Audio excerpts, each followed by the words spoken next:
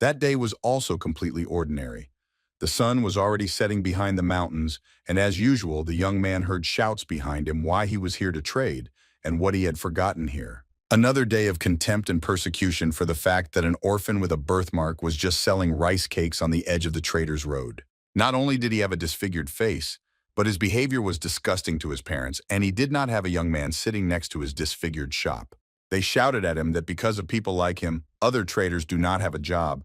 They beat him for no reason. He did not have an iota of happiness. But suddenly in the distance, the young man saw something incredibly beautiful and something golden.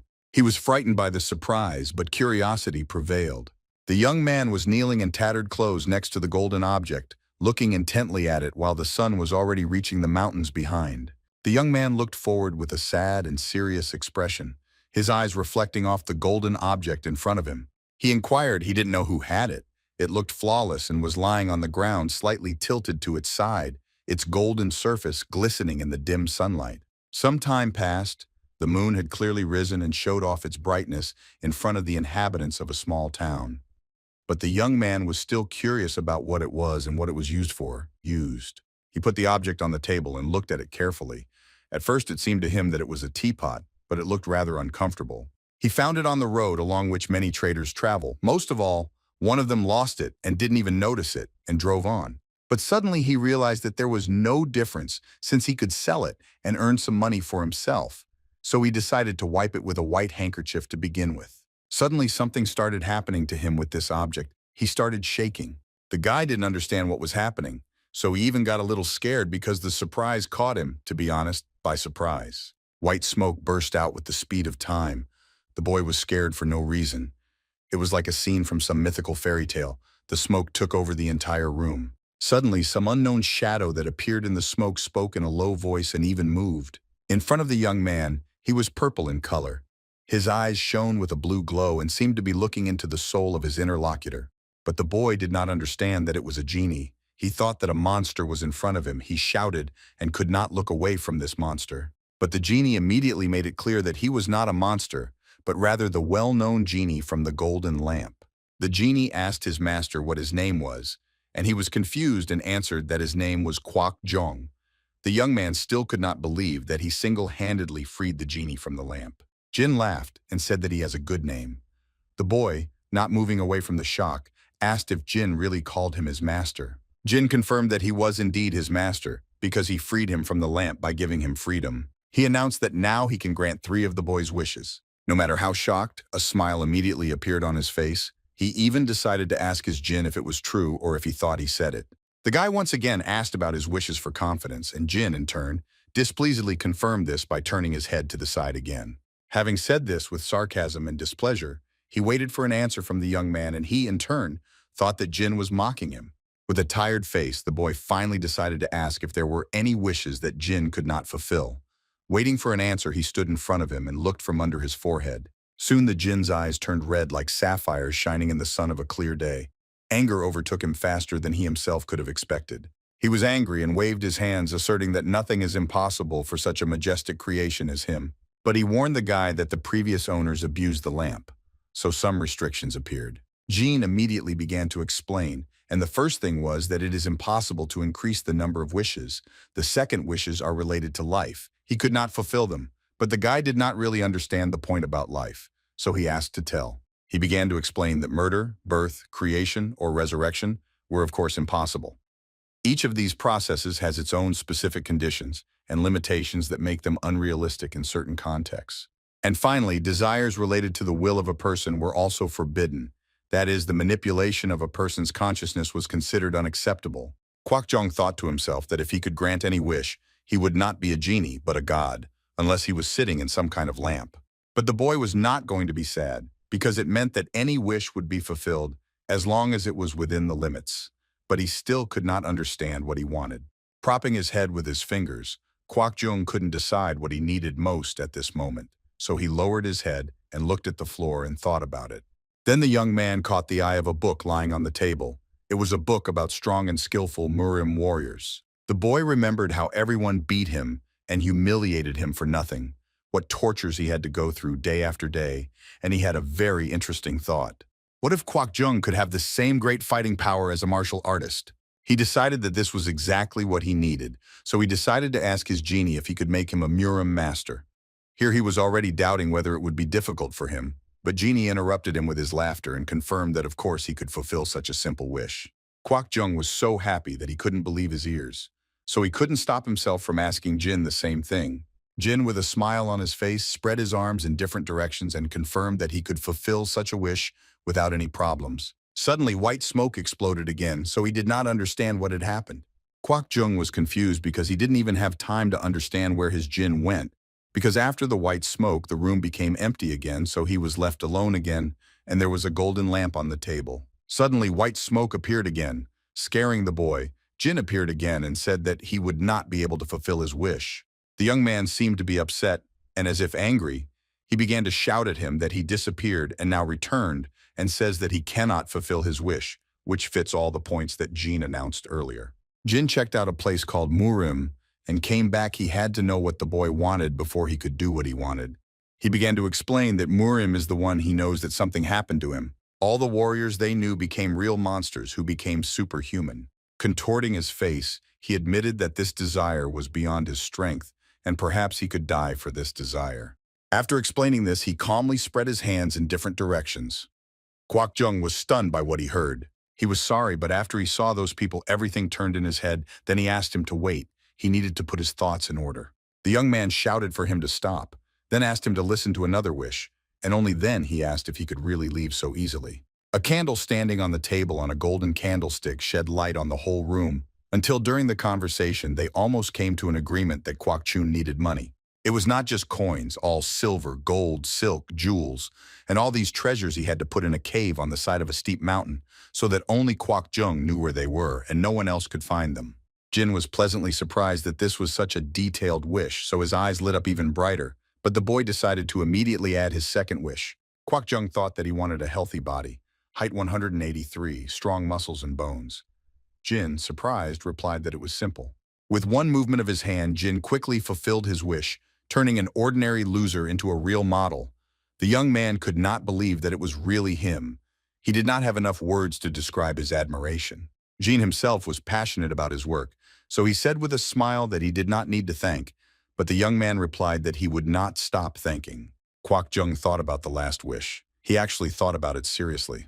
Jin was surprised that he so quickly decided to make all three wishes, so he offered to think more about it, but the boy let his words pass his ears. Kwok Jung decided that he wanted to go back in time to the city he wanted, but Jin doubted because no one had dreamed something similar before, so he was not sure about it. The young man asked in surprise if it was really so. Jin confirmed his words because due to the time paradox, there can't be two lamps at the same time, so he can't follow him to check if he got it or not. And it's also unknown if the two previous wishes won't affect him in the past. Kwok Jung admitted that he expected it, that there might be some side effects, but he was sure that he wanted to go back in time. He argued that he wanted to live his life anew from the very beginning. He said it with great determination. Jin was very surprised by this, even confused at first because he did not know what words to choose in response. He agreed because he was a genie, so he was obliged to fulfill his master's wishes, so he decided to at least try. After these words, Kwok Jung seemed to fall into a long sleep and found himself in some cave, lying on the cold floor and not understanding where he was at all. The young man slowly opened his eyes and then quickly got up because it scared him. He didn't understand a thing. When he finally came to his senses, he was very happy because he finally understood that everything worked, so his joy knew no bounds. Here he realized that something was blinding his eyes very much. He could not understand what was in front of him, so he had to force himself to look at this glow. In front of him was his gold. These were incredible treasures that were all his. There were more treasures than in the whole world, and all of them belonged to Kwok Jung alone. He looked at his reflection in the mirror and realized that he had healthy and strong legs, perfect clean skin, and a beautiful body. He could not believe his own eyes that this young man whom he sees in front of him is him and not someone else. This is what he could only dream about. It even seemed to him that he had become younger than his age, so he could not tear himself away from his reflection. He really could not believe that all his wishes had come true. He was happy because now he could proceed to the implementation of his plans. He saw the sunset, where the rays shone through the clouds, illuminating the sky with delicate shades of yellow, purple, and blue colors. It was a small town of Wankan in Danbon province, where the locals knew every corner and every neighbor like the back of their hand. Suddenly, Kwak Jong heard unfamiliar voices coming from the Munri exchange. With small steps along the old stone road, he began to approach that institution, because curiosity took over. It flashed through his mind that he invested all the money he took with him, with the exception of a few 30 coins. Now he had to find suitable clothes and start learning martial arts. But plunging deeper and deeper into his thoughts, he did not notice that all the local residents were looking at him with incomprehension. All the people thought that he was from a rich family and that he had an incredible appearance, which was the case, and the owner knew it. He understood that he was truly an incredibly rare beauty, such that one comes across extremely rarely. The attention to him was over the top. But for a moment he remembered how he had been treated by strangers before, about such a treatment as if he could only dream of an ancient god of beauty. But he emerged from his memories and realized that now the situation has changed drastically, that now with such a face he could not help but attract the attention of strangers. Even in his silk fabrics, the decision was made that appearance and money are the best things in the world. As he walked, he saw a board on the house with a strange inscription. When he got closer, he realized that something about the soldiers of the holy people was written there, but he only later understood which soldiers it was about. And the young guy who was sweeping the yard near this board, of course, paid attention to the handsome man who was walking in his direction. The young man covered his mouth with his hand in surprise. He did not even hear the question. Kwak Jong asked if this is where the holy dragon warriors are trained, but he didn't hear anything, so he just looked in his direction again. Without taking his eyes off the beautiful stranger, he asked what business this handsome man had come for. With clear and innocent eyes and a smile on his face, he replied that he had come here to make a request. He watched the chairman's office. It was a traditional building with a wooden door next to a tree, sunlight shining on the roof, creating a warm atmosphere. He observed 5 people in a room where they were standing around a large round table. One man was sitting, the rest were standing next to each other in the room. There were scrolls and a stand for them. The conversation began like any other. St. Dragonhead Jo Hong asked if Kwak Jong really wanted to join them while the conversation was getting serious. Kwak Jong thought that there was no need to immediately give a positive answer to the question, so he decided that he would simply repeat that he just wanted to submit a request. Jo Hong asked him in disbelief what exactly he wanted to do. He wanted to know what kind of martial arts they had and what methods they taught there. He also asked whether it is really possible to hide his identity in secret for personal reasons. But Jo Hong immediately raised a counter question. Why exactly did he need all this training? After a few minutes of misunderstandings, he decided to embellish his story a little because no one would even want to hear about the real story, because few people believe in the existence of the genie. He could not tell which family he belonged to, but all his ancestors served as high-ranking officials in the imperial palace, so the descendants of the family had to study. This story was about how he ran away from home and was interested in martial arts, but not academic knowledge at all. It was a kind of big jar with the stories of the Murim book that was sold in the bazaar. But his eloquence turned out to be much better than he thought, so he asked them with confidence and persistence, hoping that his words would have the desired effect.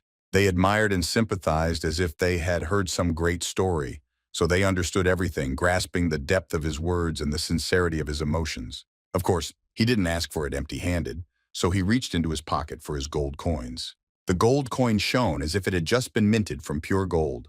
The men looked at him with incomprehension, not knowing what words to choose. Kwak Jung warned that they shouldn't thank him too much when Jo Hong interrupted him. He asked to be treated the same as the others, and to allow him to focus only on training. He understood him and promised to make sure that he could concentrate only on training without worries. Throwing in 2 more gold coins, he asked that only the 4 people present here know this story. The old man's eyes became round like the pennies that Kwak Jong threw on his table and assured him not to doubt his kindness and honesty. He was happy that his new life had begun, so he could not control his emotions. The road awaited him was not an easy one, literally and figuratively, because there were a million steps ahead of him. Contrary to expectations as to why he could learn this complex dragon technique at once, he constantly repeated the basic training. How long he had to do these basic trainings, he didn't know yet, but it was already not much, not less than 3 months. A man ahead of him on the stairs called out to him. It was the dragon rider Quan Mangun. He asked how long he was going to stay there.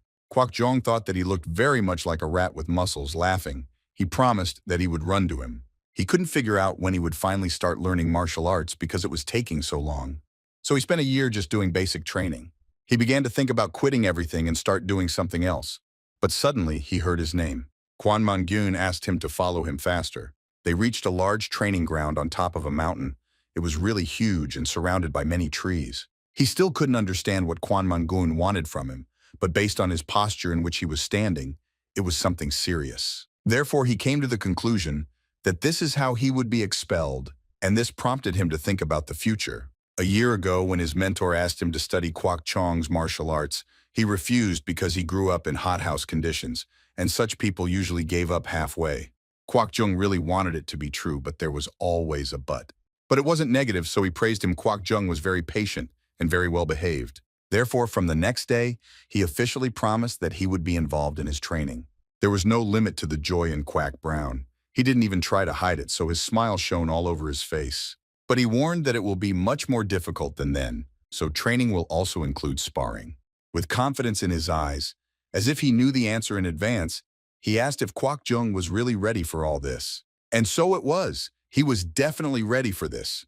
He had an endless monologue in his head. Finally, he could start studying martial arts. The day will come when he will become a Mura master. A year of full training has passed on the roof of the village. Wooden houses with pitched roofs glistened at night. The soft light of the lamps illuminated the large gate, creating a mysterious mood. Lying on his bed, Kwok Jong realized how much his muscles hurt. He was very happy that he was being taught. But a whole year has passed, and Danjong's inner strength is not growing. A voice pulled him out of his thoughts, so he opened his eyes with a displeased face. The man entered his room and sat on the edge of his bed. Kwok Jung got up and the man told him that he would soon have a match and asked how he was feeling about it. But he didn't even move. He answered briefly and clearly. He was not in any mood at that time, especially for a duel. But the man was so surprised that he even asked again. He admitted that he heard the conversation of his teacher about his rival. He said it without much enthusiasm. His rival's name was Sanjo Tan. He was taught by the third senior, Kwok Jong.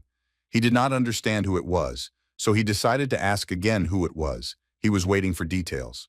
The man began to go into details. His opponent was from the Valley of Death. He always had a lot of strength for fights. He also added that he used to study in Pungak Academy. He had very broad shoulders and extremely large and fast feet, but Kwok Jong could not understand if there were such people in their academy. But he hurried to calm him down because since it was just sparring, he couldn't just kill him with sarcasm. He replied that he was very grateful that he cared so much about his safety. But Kwok Jung immediately began to doubt his strength because Danjo is not growing. But he decided that it would be enough to worry about what would happen, so the day of sparring came faster than he could have thought. Kwok Jung realized that he was not feeling very well because his stomach kept hurting. Maybe it was from excitement. But soon he heard a not very pleasant conversation behind the wall. Two men were talking. One was asking the other what was the name of the handsome man with whom he would have to fight. Another could not remember his exact name, so he pronounced the name incorrectly and then added that he is not handsome at all but looks like a girl. Kwok Jong realized that it was Sanjo Tang and his companion from the Lying Dragon. The conversation continued, and he sat quietly, lurking alone, saying that he had not seen him and how he fights, so he did not know what skills he had. But since the head and the brothers care so much about him in a special way, didn't that mean that he really knew something? But this information did not amuse his opponent. On the contrary, he became even stricter and angry with him even without knowing him personally. He was beside himself with anger, so he couldn't even imagine that he could lose. He could make that boy crawl on the ground with one blow. But the door creaked and opened a little, and a voice was heard asking who could make Kwok Chong crawl on the ground with just one blow. In front of them stood Kwok Jung, confident and proud. He decided to offer him to start a duel right now if he was so brave. With a small smile on his face, he got into a fighting stance. He was really ready to fight him just like that on the spot. At first, Sanjo Tan did not understand who was standing in front of him and what was happening. But Kwok Jong knew that he would succeed because a year of extensive training should not be wasted. He thought it would be a good idea to check the results of his ordeal in training, so he yelled for him to attack him. Or maybe Sanjo Tan was scared. That's what he thought at first. But on the contrary, Sanjo Tan was very angry and he did not hide it. Sanjo Tan. He must have been so fast that he didn't even understand what happened. But the first thing that came to mind was that he is very fast. But Kwok Jong saw the trajectory of the blows very well, so he could quickly dodge them. knowing that he would succeed. Kwok Jong quickly all over the opponent, so that I flew away a few meters from him. But his opponent is a joke of anger in him that the veins on his forehead were visible, so he could not stand this scum. Sanyotan took the dispersal so that the anger of those who attacked him was over the edge. But Kwok Jung was able to catch his fist very quickly, preventing him from driving across his beautiful face. But the big man could not believe that such a thing was even possible. His surprise was reflected and etched on his face. But Kwok Jung knew what he was capable of, so he only focused more on his opponent and the battle as a whole. Gathering strength and spirit, he hit his opponent with a rush so that he was a few meters away from the battle site. But Kwok Jong wasn't going to stop, so he accelerated and ran to finish off his opponent for sure. Couldn't believe that some guy who looks like a girl could beat him. But the boy wasn't going to stop, so he punched his opponent in the face several more times, knowing that he had all the power. When he was sure that he had finished, the first thought that came to his mind was that he managed to do it. Sanyotan's fist hurt like hell. That was the first thought that came to his mind before he regained consciousness. Kwok Jong got into courage. He liked what he got, and the efforts that went through his hands were not in vain, so he could not stop. But suddenly the boys heard some other voice that stopped their battle. It was a voice that asked to stop. This is the voice of the head of the dragon, Jo Hong. He came not alone, he came with his guards. They were standing at the door, they and several other people who were shocked by what they saw.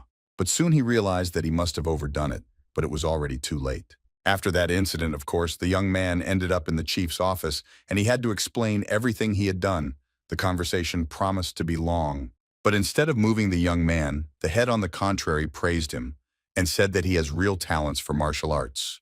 But for the boy, it was something higher than praise from the head. It was something incredible. He could not believe what he had just heard. So the chairman confirmed that with his efforts he achieves very good results, but the speed of his learning is much more than the amount of effort he put in. He confirmed again that this is a very unusual but pleasant bonus, that is, it is really a talent. Therefore, the chairman decided to offer him to become his student. These words seemed unreal at that moment. He threw another gold coin on the table and ran out of the office. I don't know what to do. Of course, he agreed that the head of the dragon himself would become his trainer. The coach also did not hide his happiness, so he sat and smiled at him, while the guard behind him was not very happy. Going down the stairs, he kept scrolling through the same words of his current coach. You couldn't believe what he said, that he really has talent. When he went outside, even without realizing it, he realized that he felt joy from the fact that he had become stronger. He never thought in his life that he would ever hear from someone that he had talent. Raising his head to the sky, he smiled and realized that it was all thanks to the genie who gave him all this. If it wasn't for the war, he wouldn't have all this. He realizes that some cloud in the sky looked like Jin, so he thanked him again because he couldn't believe that this was really happening to him. Sometimes he was treated to sparring, which brought him great pleasure because he almost always won. The word victory was the second word of his name. He realized that after the victory over his first opponent, he still had no worthy opponents. He was so engrossed in training that he didn't even notice that he had turned 15. Time for him passed extremely quickly in all these years. He never lost. He became the best among the warriors of the sacred dragon. Then he thought that he had everything. So it was until now, one interesting day did not come. It was another ordinary day in the dormitory. He calmly visited their academy, without worrying about any little things. Soon he heard a woman's voice calling him. He didn't even understand at first until he turned around. When the young man returned to the girl, he saw a small girl who asked him if he had seen whether the Academy of the Warriors of the Holy Dragon was located here. She looked charming. She had red hair that did not reach her shoulders, and they also had charming clothes that immediately caught the young man's eye. He didn't understand what was going on. He saw this girl for the first time, and she was already addressing him. Then he decided to answer that this is not the city where inexperienced children can come. But he did not pay attention to the fact that she wanted to answer something. He wanted to drive her out of here as soon as possible. But the girl was not going to leave so easily. She said that she was not an ignorant child. The girl became very angry and generally began to say how dare he talk to her as if he was not an educated child. With a smile, he began to make fun of her and confirmed that it was she who was saying such unpleasant things. The girl poured more rain on him and then threatened to cut off his tongue. He also noticed that her chi was a little different from the others, but he assured himself that he had nothing to fear because he was the best in the academy. It was nothing compared to him. He began to say that she was the first to start addressing him disparagingly, but she denied because she has a higher status. He could not believe her words. Then he denied that he also has not a small status. Probably all this is a lie, but there was always one but. But how did he even dare to flaunt his status in front of the Becky family? She decided that he was very arrogant. The young man could not believe that he was speaking to the very member of this family, so he had a bruise on his forehead. And there are many influential Chanasibi families in Murimi. These families held conservative views. They had more respectable people from the San and Jeongnam, but the Jeong family Hasibis are what they are. And Becky was one of them, but what she was doing here was completely unclear to the young man. He started muttering something under his breath and smiling nervously, but she couldn't understand what he was saying. She asked him to stop talking nonsense because she was giving him another chance.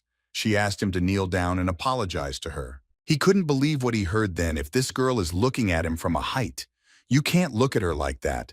But he also can't give in. That's why he didn't really want to kneel in front of her. Anger got right under your throat. She started burning as if on fire. She said that she could tear the veins on your legs so that you would no longer be able to walk on them. He asked with a little sarcasm if all the people from her family tear the veins on their legs, but she admitted that this is her personal matter and it has nothing to do with her family. But she confidently continued to insist that if he had not knelt, then he would have regretted it all his life. But the young man realized that he had nothing left but to start fighting with him, so he took a fighting stance. But soon someone hit him on the head, and it was not this girl at all. It was his teacher who appeared soon and started shouting at him what he was doing. But suddenly the girl was called by some other voice that was unfamiliar to no one. Another guy appeared on the horizon. He had blue eyes and the same color hair, which was tied in a high ponytail. He was dressed in very expensive fabrics. He asked what happened and how this girl was feeling. They must have been some kind of relatives. She immediately answered him that nothing special is happening here. It's just an idiot who is not afraid of anything. She was going to give him a lesson. The man with blue hair didn't understand what was happening, so he didn't even try to ask again. But Kwak Jung started shouting that she was not speaking correctly and demanded that she tell the truth. But the coach, approaching from behind, bowed the young man's head and said that they all together bow their heads before her and her family and ask for forgiveness. But Kwak Jung didn't like that. He bowed his head with a little pleasure under the pressure of the teacher. But well, the man asked them to get up because the children were just brawling. But the head was very grateful to their family and said that he would not forget it until the end of his days. The men passed them by, and the young man remained standing on his knees in front of this girl. Passing by, the girl called him a scumbag and passed by with a smile. Kwak Jong thought that there must be a very important message for the members of such a serious family to come here. Surely there will be a martial arts match. It is like a demonstration of one's greatness and a test of other schools and clans. Kwak Jong promised that if this happens, he will definitely take revenge for that humiliation twice as hard. Some time passed when there was an open duel between the school of sacred dragon warriors and the Becky family. In the fight, as everyone thought, the Becky family won. It was a tall man of 28 years old. When the winner was announced, the audience gave a happy ovation. Becky family has already won, but the academy has never been the deserved glory of the Becky family. Even if it was a famous family, they were still of the same age. No one could have expected that the difference would be so great. But if Kwak Jung wins, the atmosphere itself can change drastically. And he knew it very well, so he hoped for the best, and this could happen if he could break Kyung-ah Bakery. The girl stood up, attracting the attention of not only her family, but also the audience in the hall, especially the attention of this young man. She asked Jo Hong for a sparring partner because she also wants to fight someone. The man a little nervously replied that of course he could find her a partner for the match. The girl immediately replied that she wanted Kwak Chun as her partner because she wanted to take revenge on him for that act. But Kwak Jung could not understand what she was talking about with the teacher. Nothing was heard. The teacher called Kwak Jung off the stage to come up to them, but even the teacher was pleasantly stunned by these events. With a serious expression on his face, he announced to him that the next match was his. He introduced Kyung-ah Bakery and told Kwak Jung to consider it an honor to duel with such a high-ranking person. Kwak Jung realized that this was his only chance. If he had won that match, then the situation could have changed completely. It was time to check what this brave young man was capable of. Chong went out to the man who called him. He began to mentally prepare himself that he can and should win in general. The man handed him a garment that could block the sharpness of the sword, but at the same time it could not protect against cuts on the skin and bones. The man asked him to be very careful, and if he is not ready to continue, then he should refuse to give up immediately. He questioned him again to make sure that he understood the seriousness of his choice. But the young man was so confident in himself that he was sure that everything would be fine, and there was no need to worry so much about him.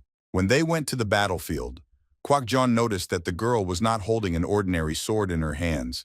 He was just a wooden young man. He did not understand what was going on. Was she going to fight him with a wooden sword? Did she really want to fight him with a martial artist with fake weapons? But the girl was not jokingly confident in herself, so the young man had to say thank you to her family. If not for them, she could have sent him to the other world to his ancestors. She was sorry, but of course, it was ordinary sarcasm. But she warned that the pain of a real sword is short, but the wooden one is stronger and lasted longer. Holding a non-real weapon in her right hand, she added that she was sorry to waste a wooden sword on him.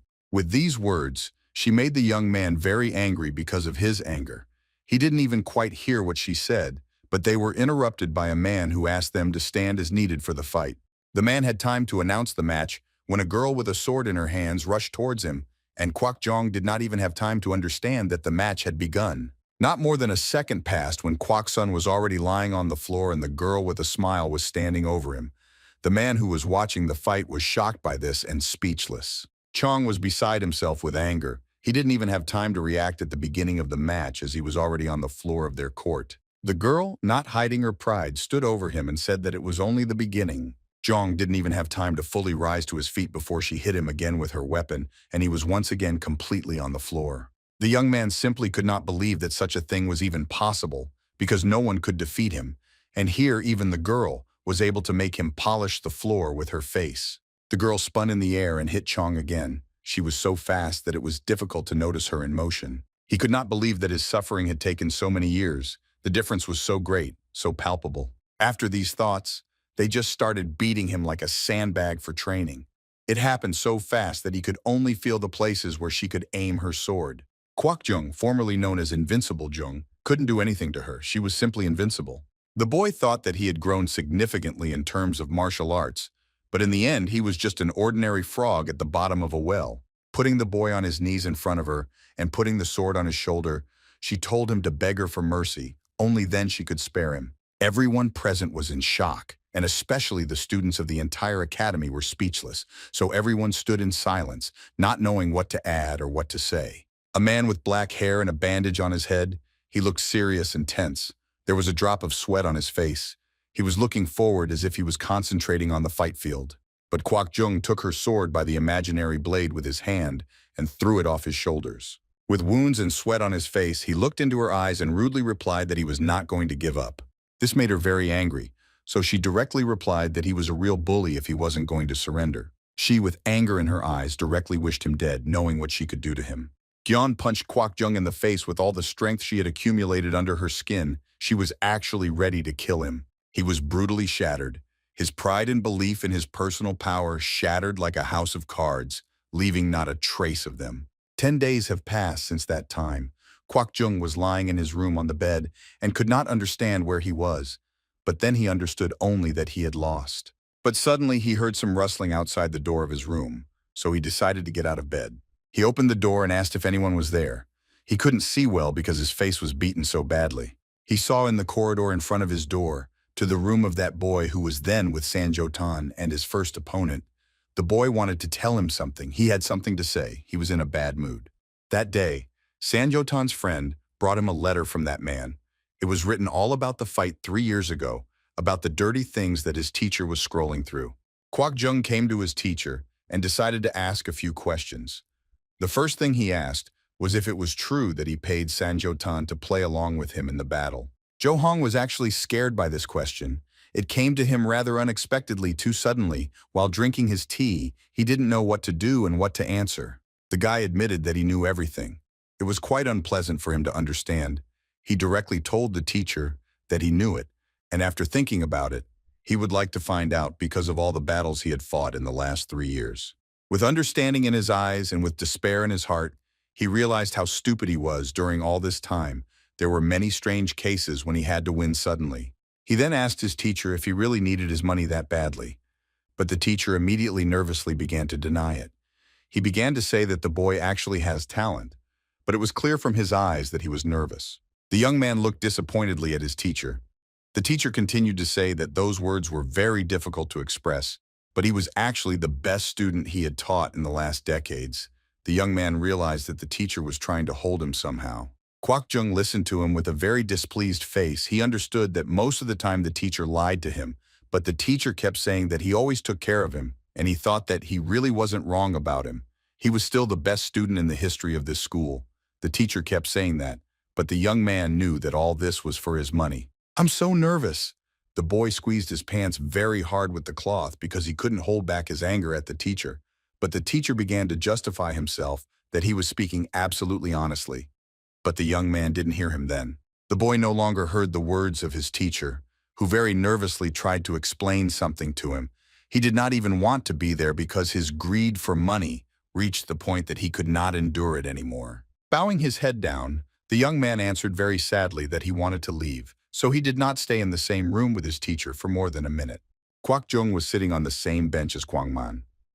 They talked about everything, but at one point the guy decided to ask if he also knew everything. He didn't know what to answer, so he kept silent at first. Then he broke the silence and answered that he also knew everything then and then apologized. Kwok Jung decided that he must apologize first to him and then to everyone else. But the man replied that there is no need to apologize to him, but it is necessary to talk to others. Let them not show outwardly, but there are many traumatized among them. The boy decided to ask his mentor if he also knows who his teacher really is. He confirmed that he actually knows better than him. But the young man wondered why he didn't go then. The man admitted that the head wanted to leave this school, but there was a condition that they would give him a share of the profit. The young man was very surprised by these words. The man then admitted that he was thinking of giving it up. But Kwanman, he said that a teacher is a teacher. How could he leave this person who was his mentor and just leave? He said this with a smile and obvious pride. And to make it more interesting, he wanted to enlarge the school, make it better. He even wanted to go beyond the borders of Downbon province. He also admitted that without money and without support, a city where everyone will have the same conditions for education. Then the young men laughed merrily. The young man said that this man was actually a telepen. He also laughed and even confirmed it. Then the smile disappeared from the young man's face. He decided to ask what the man was going to do next. He thought that he would leave this school. When the young man asked the man if he had anywhere to go, he answered that there was. Then he asked if there was anywhere for him to go, but he had not yet decided what he would do next. Meanwhile, the sun was shining like on the best summer day. Then the young man got up and left. When he entered the courtyard of the academy, he saw a boy. That boy had his back turned to him, so he quietly called to him. That boy with a bandage on his forehead and sad, tired eyes looked at him with a questioning expression on his face. Jean awkwardly asked this young man if Guagaman was here, while this young man listened intently while working with a large iron hammer. Kwok Jong thought to himself that the instructor was telling him that they really teach martial arts here. But the voice of his interlocutor pulled him out of his thoughts and said that they make covers. He thought in his mind, who is this man standing in front of him? Then he asked him if he was alone here. This man with a blue bandage on his forehead immediately answered that no, he is not here alone. He is here with his teacher. But the young man did not understand with which other teacher. How can a teacher be here if they are making lids for pots? Chong decided to ask him again if he actually needed a mentor for this, and he replied that of course he didn't. The young man with a bandage answered that he was studying martial arts with his teacher. Chong in turn thought that how could this be so? John was a little sad. He even lowered his eyes and head, slowly exhaling, and asked if it was Guagagon. Then the young man with the bandage said no and asked him if it was a martial art. He looked quite funny. The young man began to get very angry with anger. He even closed his eyes. You didn't know what to answer, so as not to call this boy names. Zhang was very angry. He mentally wanted to send this boy, but still he held back. But suddenly the door opened and a man appeared. He asked who was talking there. The boys turned to him. Chong even had hope in his eyes. But the man with the bandage turned around, not understanding anything at all. In front of them stood a man with shoulder-length gray hair, with a beard and mustache, broad eyebrows and a bandage on his forehead. He was also dressed in a brown robe and gray pants. Chong immediately introduced himself. He gave his first and last name and asked if they teach the martial art of cover here. The young man already began to doubt and worry. He asked again, and the old man finally answered that this is how this art is taught here. The old man immediately began to quickly turn his head in different directions and look for a sign. He began to worry because he could not find it. Sadness began to show on his face until suddenly he found it. The young man began to tell that he happened to hear about a martial art called Guagagon, which had a base on the lid of a pot. It had a base on protection, being at the height of its popularity. It was practiced by the best masters in the world. It was a real martial art. It was in no way inferior to the stability of God himself. Correcting his sign, the old man was very surprised that this young man knew so much about this martial art. With excitement on his face, the young man asked if he could learn this art from him. The old man with a calm face asked if he really wanted to. With a kind face, the old man left and said that it just doesn't happen in this world. And the young man with a blue armband, with whom Chong had been talking from the very beginning, was very happy. The happiness was reflected in his face. This young man with a bandage on his forehead very joyfully asked his teacher if he really had a sister in training. The old man said that nothing has been decided yet. That is, there is no final answer yet.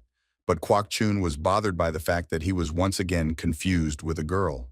But the old man looked very carefully at this young man. He said that he looked very weak and asked if he really had enough strength. At first, Chong did not understand what he was talking about. The old man added that the school leaves much to be desired. Therefore, the old man replied that he should have made lids for pots and then he would be able to study at his school. The young man, in turn, thought that poverty was very visible. Chong immediately understood that that young man was also being used here. Laughing to himself, he realized that it wouldn't work like that. He held out a gold coin and thought that he would try to trust his mentor. The old man was so frightened that he jumped in surprise.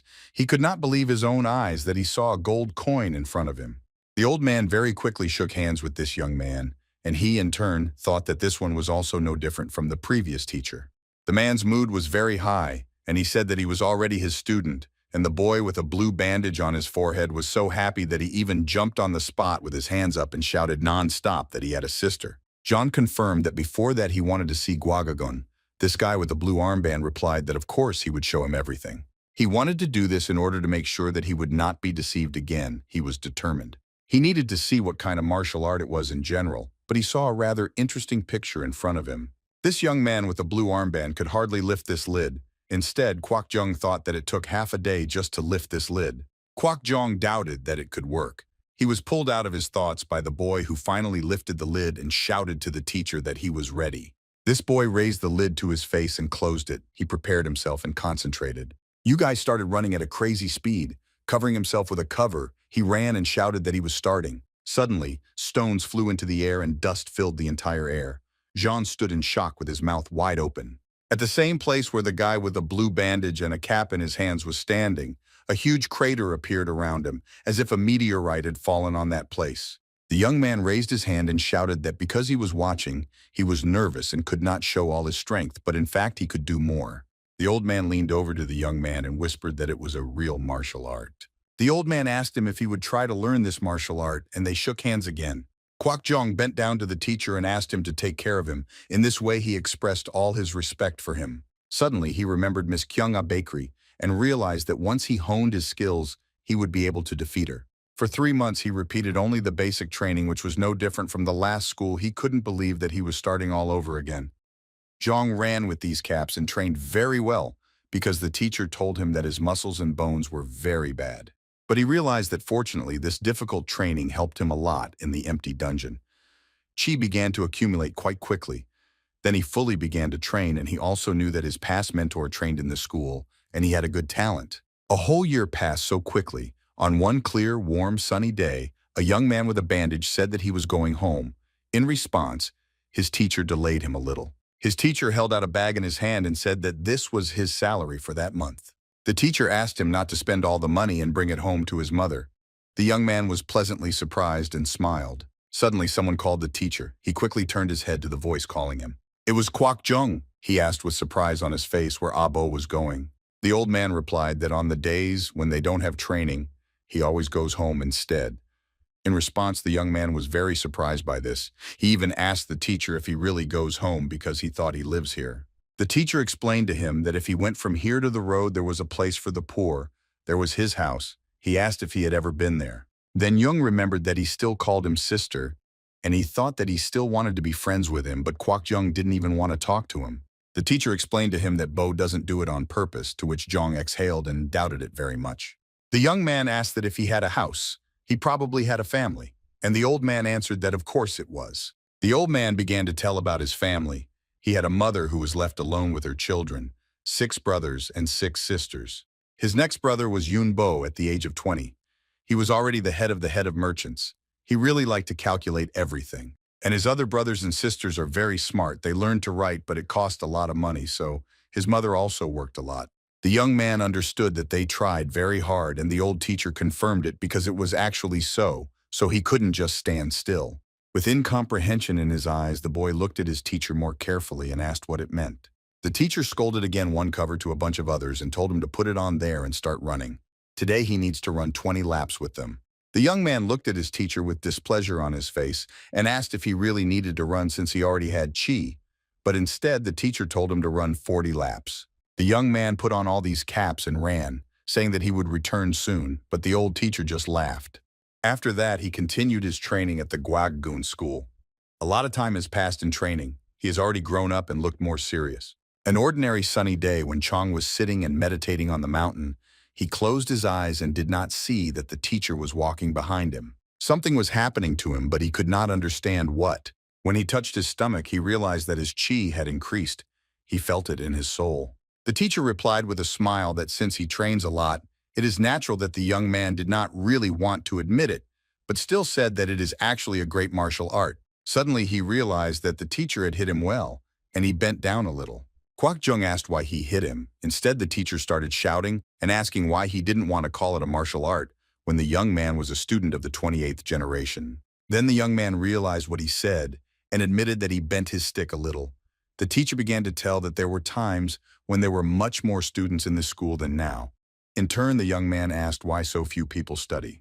The teacher began to tell that this is such an incredible art that the strongest master in the world once personally asked him to learn this art. It was the 17th generation. After he learned this art, he began to flaunt his powers in front of everyone. He began to show it to the whole world. The young man was very pleasantly surprised and asked why it wasn't like it was back then, to which the old man didn't know what to answer. The old man replied that it was uncomfortable, so the young man immediately thought that it was really not a very comfortable conversation. The old man looked somewhere in the distance and said that he now has 2 of his students. Wasn't that enough to stay on the surface, and said that enough talk is time to get down to business. The teacher immediately put the lid on him and told him to start running. Chong thought that he didn't have a single day of rest. One fine warm day, Kwak Jung was sweeping the yard of his school and heard someone calling an elder. He saw Yan. He asked Ajosi where the elder was. The boy replied that he didn't know where his teacher was, but the young man who ran up said that something had happened. Chong didn't understand what had happened. He replied that his partner was in mortal danger. Chong was very surprised by this, and he was also very scared for him. The young man was very sad. Why such trouble always happens when his teacher is not there. He rushed to look for the teacher with all his might. He ran as fast as he could. He looked all around the lake and did not see anyone. He could not understand where to go, but he seemed to see him here. But suddenly the young man saw a lot of people in the distance. Something was definitely happening there. When he came a little closer and looked closely, he was very surprised to see the picture in front of him. It was that girl with red hair. She hit the ground so hard that the same crater that his partner had when he first showed him a new martial art. Because he could barely stand on his feet, they helped him to stand. When the young man saw this girl, he realized that this face he saw was Gyeon Abekri. She answered that she thought he was an ordinary telepunk, but it was clear that he was studying martial arts somewhere. Because he was very angry, he started running and screaming so that the girl would not touch his brother. She said that his brother just needed to follow her quietly, but the problem was not his brother at all. She asked him to look at what he had done to the soldiers of her family. She said that he should now be punished. He started shouting at her to take only him and not touch his younger brothers because they're very kind. Instead, she said that he is a real fool and asked to follow her voluntarily. If they continued to disturb her, they would all die together. She asked Bo to convince her not-so-clever brother because she also didn't want to show her worst side, because he had already begun to get very angry and go to meet her. He started shouting and asking if it wouldn't be enough for her to just take him himself. But the brother who was holding him by his side started shouting that it would be better for him to go himself. His brother began to deny that the forest was none of his business, but his elder brother said that he had to protect his younger brothers, and he was that younger brother. He said that even though he was stupid, he knew it because that's what people said. Instead, this girl said that if someone from her family takes someone away, they must die, or they will be silent until death. He began to deny that his brother is very smart. He will not be able to become stupid. She calmly and with an unmoved face said that he did not understand the words and ordered to take his brother away. The boys were speechless. They didn't even know what to answer. The shock was reflected on their faces. Their faces even turned white from this uncontrollable shock. His younger brothers and sisters began to cry and call for help. She warned with a calm face that if they continued to deny everything, the whole family could suffer greatly. She ordered that both brothers be tied up if they started talking to the younger brothers again, and the sister was chopped off in the head. Why did the guards agree? Soon a deep voice rang out, causing this girl and Bo to turn to the side at the same time. John stood in all his glory. He ordered to stop it with a serious face. The girl could not understand who this young man was, to which he answered with a question, asking if she did not recognize him. She got very angry and started shouting, why should she know some poor person? When she noticed a pot lid on him, she realized that they were from the same gang. But he again ordered it to stop with a serious face. Suddenly, the girl remembered how she knew him. She understood that he was a dragon warrior. Then she politely asked if he was still going where he didn't need to. He probably had no brains at all. She said this with all her confidence. When he replied that his friend was in trouble, he couldn't help but she laughed out loud in response. Not only she laughed, but other people, and especially her guards. She said that how could he then exchange the school of great dragon warriors for the martial art of covers? She was so surprised at his body that she beat him very badly. This is what probably prompted him to learn new martial arts. Chong stood quite confidently, and then he realized that he still lacked the strength to take revenge. Spreading her hands on both sides, she ordered to free his companion and his younger brothers and sisters. She said then why would she do that? He gave a short and clear answer to her question, because it all depended on the lives of ordinary people like him and everyone else. He just prayed about it. When the anger reached higher than anywhere, she rudely asked who he thought she was. She was not delighted that she had such an opportunity to come to this hole in the morning. Then she ordered to tie them up. Her servants were shocked, but of course agreed to do it because they had no other choice, and she turned around and left at a very fast pace. But soon she did not understand what was happening, what noise she heard behind her. When she turned around, she saw a picture that she did not really want to see. When she turned and came back to the place, she understood when she saw that all the servants were lying on the floor unconscious. Then her eyes fell on Kwak Jung. He was looking at her from behind his cover and asked what she could do next. She became even more angry with anger in her eyes. She asked him if he was at all himself. Kwak Jung could not understand what was happening to his body. He himself, not understanding it, moved forward, so he realized that Mr. had disappeared. He decided to remind her that 3 years ago, she said something unpleasant to him, but the girl could not understand what you were talking about and what words. He decided to remember those words. Then she told him that one day she would tear the veins in his legs and make him disabled. Then she remembered and confirmed that it was so because then the teacher intervened and saved the young man, so she only beat him with a wooden sword. Then she asked if he wants to try again now. When the young man clearly and confidently answered what he wanted, Gyeona Becky was shocked by what she heard. Then he lowered the lid from his face and set the conditions that if he won that fight, she would just leave. The girl started laughing and shouting that the young man had no brains at all. Gyeon, in a yellow outfit with red details, she held a decorated weapon in her hands. Her hand was stretched forward, showing a beautiful sword with golden elements and a red stone. Then she sharply drew her sword forward, pointed the sharp blade at the young man, and agreed to the conditions he set before her. The young man repeated the conditions once more to make sure, and asked her to keep her word. The girl put the blade parallel to the floor, and then, with a slight smile on her face, said that her family always keeps their word, but she didn't have time to finish.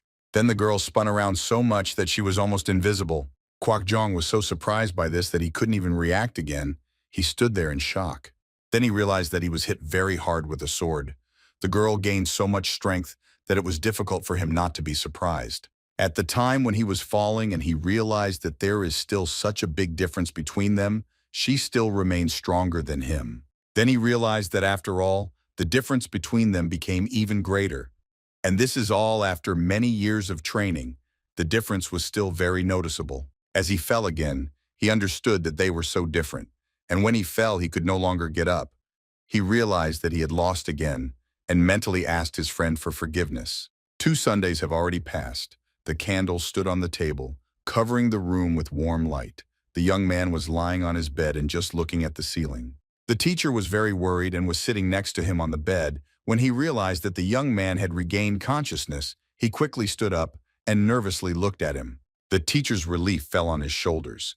He covered his face with one hand and thanked the young man that he finally came to his senses. He was really worried about him. Then the teacher sat by his bed and began to explain what happened after the young man fainted.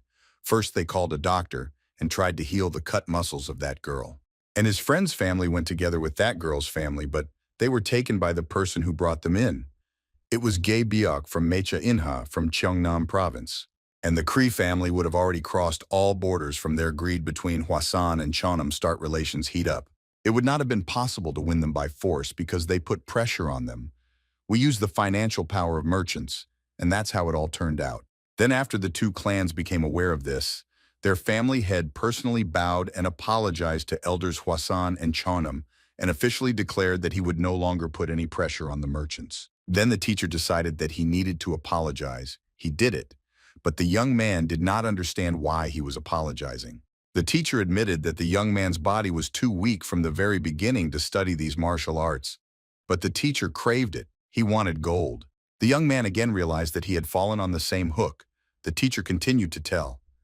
When he began to study martial arts, he did not want to stop him. Then the teacher sat and cried, begging him for forgiveness for everything that happened to the young man. He admitted that it was completely his fault. But then the young man calmly said that he had nothing to apologize for. He already had some problems with this girl. If the teacher had not accepted him then, he would have gone to study in another city. Besides, he could not learn a decent enough martial art from that teacher. After all, the young man said that it was a great luck that he met you and his friend. The teacher was very pleased to hear this. His tears stopped for a moment and he turned his head to the young man. Kwak Jung couldn't tell if he thought he was crying or if the teacher was actually crying. The boy had a slight smile. He touched the teacher's shoulder and told him not to worry so much. His muscles would settle and it would be possible to start training again. The teacher, with a smile on his face, began to wipe the tears from his cheek and confirmed that of course it would be possible to start the training again. But then, a rather interesting thought came to the young man's head. He had completely forgotten about it, but he could return to the past. Then he would be able to meet that genie again. So he decided that as soon as his body recovered, he would find that genie and remember his wish. Therefore, with a slight smile on his face, he realized that it was too early for him to give up. Not all was lost. When he came up with his plan better and better, he understood what exactly to implement it. It took him about 1 full year to completely heal his body. Although sometimes they could not find a common language with the teacher, they sometimes argued. But in the end, they still got along well. Then he thought that if he had a family, it would be the same. His mentor said that he had such bad control over his body and revealed the secret of one magical method. Thanks to that method, he would be able to discover additional inner powers. Then the young man packed his bag, and in the past tense he met Gina. The teacher doubted whether he would really go alone, but he confirmed that he really wanted to return to his family. The teacher began to press for pity and said that he would be able to take care of the young man, but the young man did not understand and asked if the old man needed money again. With a smile on his face, he said that the amount of money he left could be enough for the rest of their lives, but the teacher, with a serious expression on his face, said that it was not the time for jokes and offered to go with him. The young man was very surprised by this. When he raised his head and looked at the teacher, he again saw tears welling up in his eyes. The young man understood that now was really not the time for jokes and took his teacher's hand and squeezed it tightly. John said he needed to do something, but he didn't finish. He just asked his teacher to trust him and let him go. The teacher exhaled heavily. The teacher agreed and said that it would be really hard for him to stop him, so he shook hands in return and left. When the young man left, he gained strength and courage. He realized that there was no chance of losing. He almost managed to calm the teacher and leave. After some time, he returned to the city where he found the genie lamp. Kwak Jong stood on the horizon in front of the city, and the sun, which was setting behind the clouds and mountains, shone with a golden glow.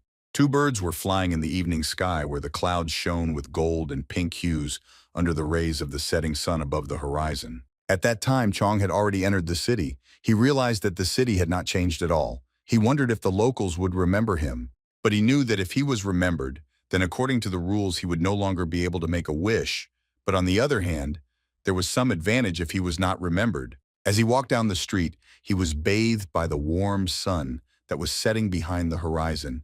He realized that he might have a chance, but there was something that did not give him peace. Suddenly he realized that it was very strange, because he did not see the lamp that he was supposed to find on the way. He remembered that then He actually found the lamp where he was standing then, and the time was also right. At that time of day, he found the lamp. Suddenly, he felt a shock that something was wrong. Something had changed, but he did not understand what.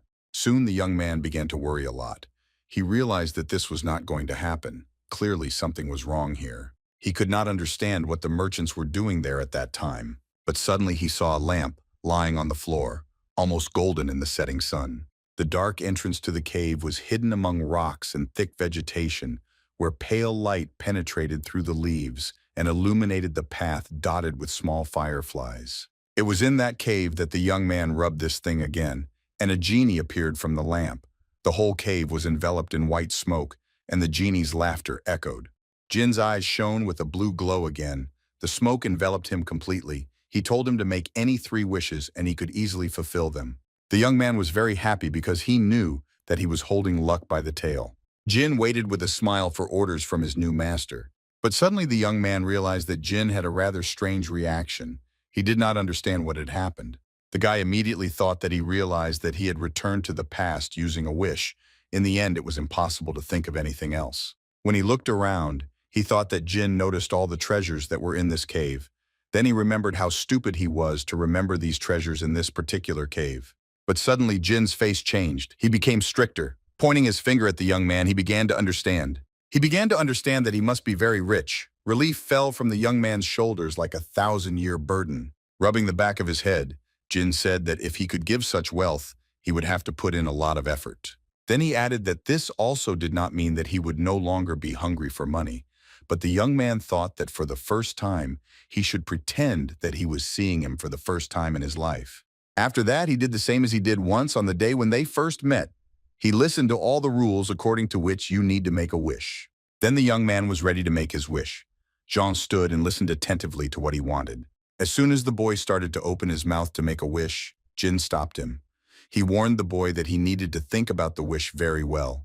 It was the only chance to make a wish. But the young man with a smile on his face insisted that he should not worry about any little things. He already knew exactly what he wanted. Jin scratched his head a little awkwardly with his hand and awkwardly asked if he was sure, then asked what his wish was. The young man began to make his first wish. It was a wish to have a talent for martial arts.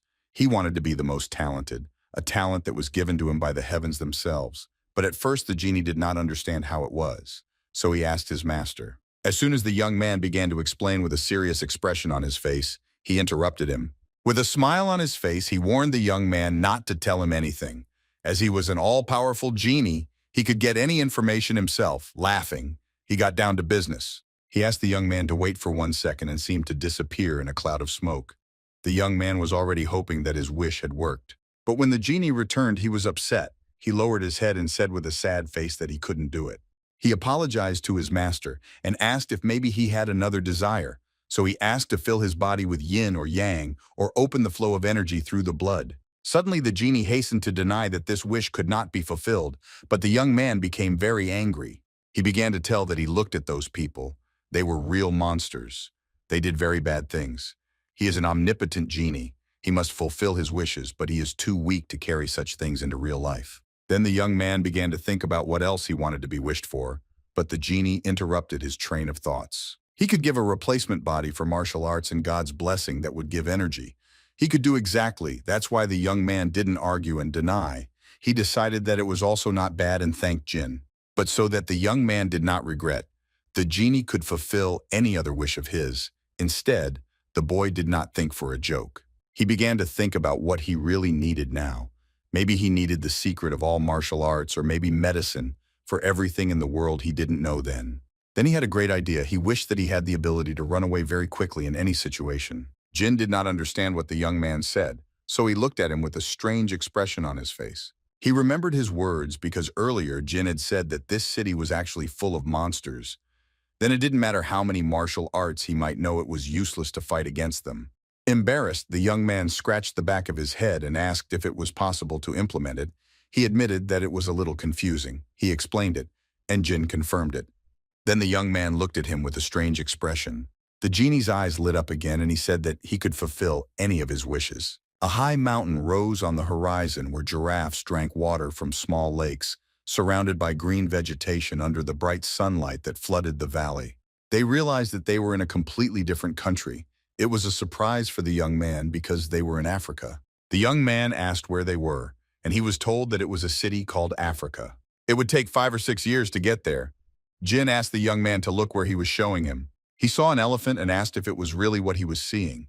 Then he saw a lion, which he had seen only in books before. He could not believe his own eyes. While the young man stood in complete shock, the genie told that there was nothing to be surprised about. It was simply the power of teleportation. Yun Kushal just asked if he thought that he said the power of teleportation. He understood that now he could run away from any danger. No one could kill him if it was not God. With this power, he was able to stay in the Shaolin Temple in Hwasan, and he could also enter the North Sea Ice Castle, the Heavenly Demon Church, and the Podalap Palace as his home. Jin could not understand what happened. The young man asked him what happened to him. He understood that something was wrong with the expression of the genie's face. He asked if there was any problem when he scratched the back of his head awkwardly during the conversation. John didn't know how to start the conversation. Then he decided to directly say that this power was a one-time anger sneaked up on Chong imperceptibly. It was a warm summer evening when the full moon shone over dense tropical forests and high rocks. Jin and Young were still standing in the same city, both stunned, especially the young man. He even decided to ask again if it was actually a one-time thing. The boy began to deny and said that he was able to send them back and forth. The genie confirmed this because he was very strong. Then the young man began to think of another plan. He asked him if there was some other plan. The genie was really thinking seriously or maybe just pretending. He remembered that he had a spare option. It was a carpet that flies across the sky at high speed. At first, the boy did not believe that this carpet could fly, but the genie confirmed that this way, he could be high in the sky, and no one would be able to receive him. But the young man wondered what would have happened if his enemy's knife had been closer to his throat, even before he had time to take off on this carpet. Jin began to assume that he could simply die, and then the young man asked if he remembered why he asked him for a quick way to quickly run away, then immediately began to apologize to him. Then the genie remembered that he had a wonderful method that would help him in this, and the young man cautiously began to listen to him very carefully. At first, he asked if this method was exactly repeated. Jin confirmed that not everything was fine. Then the young man asked if he could escape from Master's knife. Jin also confirmed this. The young man admitted that it was even difficult for him to believe in this because it sounded really fantastic. Jin asked to start looking where he was pointing. When the young man looked there, he did not understand anything. He saw an inexplicable shadow that reminded him of something that he could not understand. Then the young man saw a magnificent white horse with a magnificent mane standing gracefully on its hind hooves in the moonlight and surrounded by magical dust.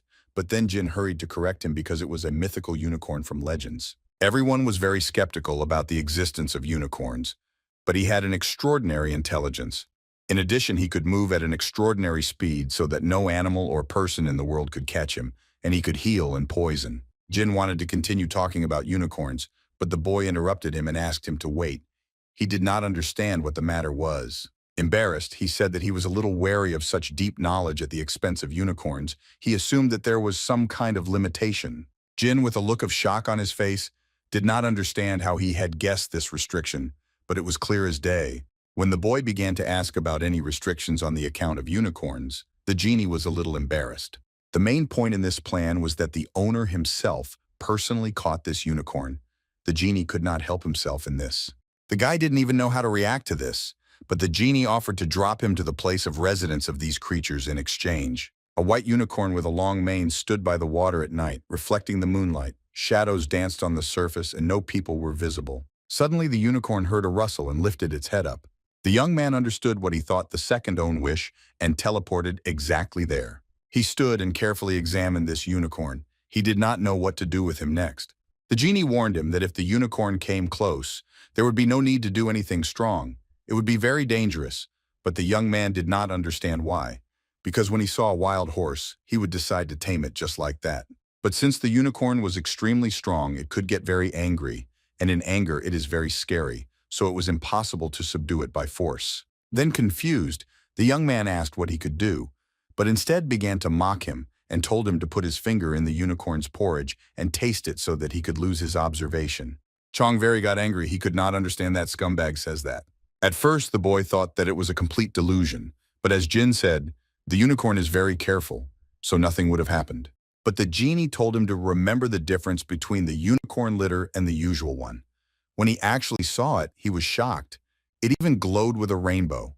Then the young man remembered what the genie told him, that they could become friends if he tasted the droppings of this unicorn.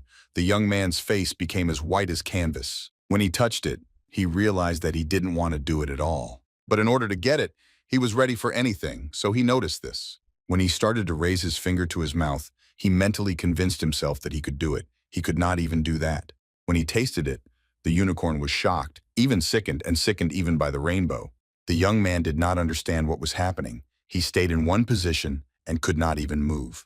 Then he saw a very divorced unicorn, already running towards him. Then the young man began to understand that something was wrong. Something did not go according to plan at all. Suddenly, he felt a very dull blow and realized that he was flying backwards onto the floor. After one short moment, the young man realized that he was no longer on land. He was already diving underwater. He finally realized this when he emerged from the water because he was short of air and his lungs began to burn. When the young man came to his senses, he realized that something was wrong. He almost did not see his future unicorn. When he looked more closely, he realized that he was walking away from him. When the boy shouted after him where he was going, he didn't even move. The young man remained in water up to his chest and the unicorn left him, so he did not know what to do with him. When he was wringing out his clothes from the water, he realized that he had completely lost his mind. He was shocked at himself for believing the words of the genie, so he decided that from that day on he was no longer Kwak Sog, but Monchong, who ate unicorn droppings. But suddenly he saw a blue glow of strange dust that seemed magical to him. This dust was all around him. He couldn't understand whether it seemed to him or it had already started. When the young man suddenly opened his eyes, he could not understand where he was. He was lying on the stone floor, and there were coins and a lid next to him, but he still could not understand what happened and where he was. Then the young man realized that he found himself in the city. He did not have time to tame the unicorn, and the genie just took it and returned it, thus fulfilling the third wish. Later, he remembered the genie who said that teleportation in time required a lot of strength, but he could try. The young man was of course happy that he returned 5 years ago, but he still did not have time to tame this strange creature. When he saw a lid and some gold near him, he realized that Jin had also granted his wish by giving it to him. Then he sat down and looked at his hands. He also then remembered his first wish, probably the same main thing. When the young man began to examine his hands and look at them, he realized that this is what it is like to have strong muscles. Then he finally understood why the teacher taught him through rich and generous training. Then his words had a deeper meaning. Then he understood that all the basics of martial arts began to be perceived in a new way. Then he understood what it really is to have talent, but he was still sorry that he could not tame a unicorn. Maybe one day he will succeed. So the young man decided to leave here for a start. He got up and started to go out to the beginning of the tunnel. When he came out, he saw in front of him rich golden sands and dunes, as well as the sun, which burned under it all, living and not living. The young man was standing on the edge of the mountain and was in complete shock as the wind, which had a high temperature, burned the skin of his face and exposed parts of his body. Then he shouted at the top of his lungs, where the hell was he? It seemed to him that panic was getting closer and closer. Kwak Jong saw before him a sunny city in the desert with buildings, moving streets, and mountains on the horizon. Life on these streets was truly bubbling. People of completely different nationalities were even drawn in by others. The man commanded the camel and said that he finished everything well. Another man said that everything was loaded and everything was fine. Another man with long hair thanked him. Then the man with the long hair turned and shouted to the others that it was okay to go. At that time, the young man was buying something in a small shop, keeping the lid ready. He began to hurry, so he gave the gold coin to the seller and took his goods because they shouted at him to hurry. Then he turned to the voice that called him and said that he understood and could go, and the man who took the gold coin was in shock. Jean sent him to the West End for several terrible months. He tried to communicate with people in sign language because no one understood the boy's language.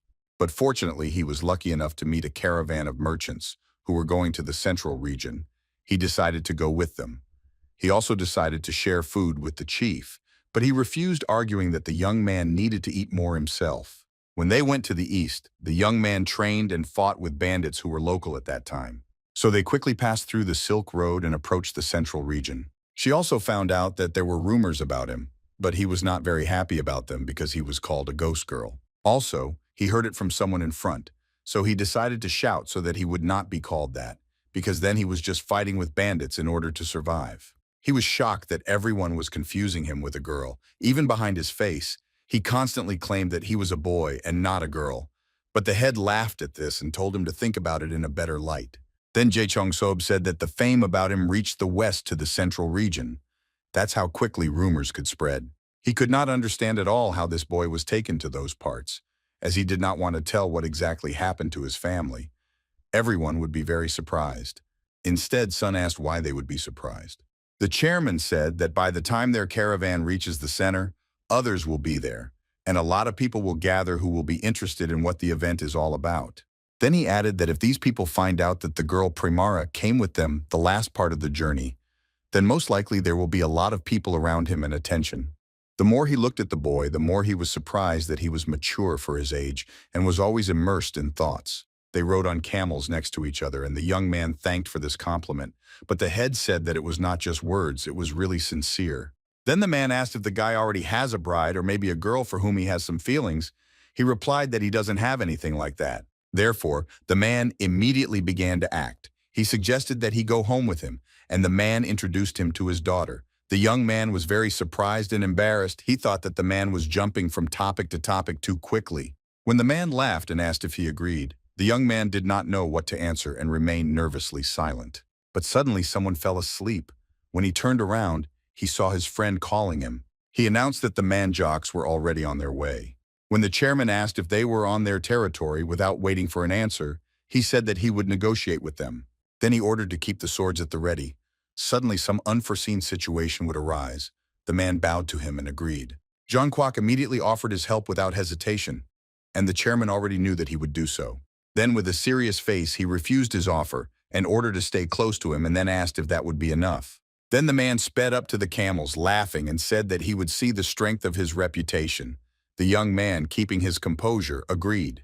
When everyone else left, the young man hurried and decided to carry out the order. Then he remembered how he was called a ghost girl and felt a little sad. Then he asked the head to call him Chong Toy agreed and said that the robbers were most likely Majoks. They could be called absolute strength. He didn't know what the guy in the West was dealing with, but where they were, there were those who were actually masters of martial arts. To Hyun-il asked for everyone's safety to follow his orders without questioning them for a moment. Jong, of course, agreed. The real Chanwon-do Kyung-won could only think that he, as the most fearsome warrior of the caravan, was worried in front of a gang of robbers. So who are they in general? And who were they really? While he was in his thoughts, he saw that they were already leaving. He saw people in black. They were completely covered in black clothes from head to toe, and they were riding horses at an incredible speed. Chong thought whether they were really black Majoks. He looked at them, and the tension in his muscles grew with every second. Then next to a group of those robbers, he saw innocent people who were tied and very tired.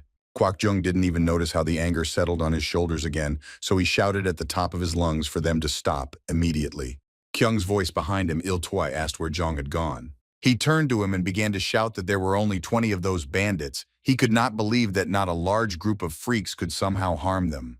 The guy continued that their strength was enough to crush them in the literal sense.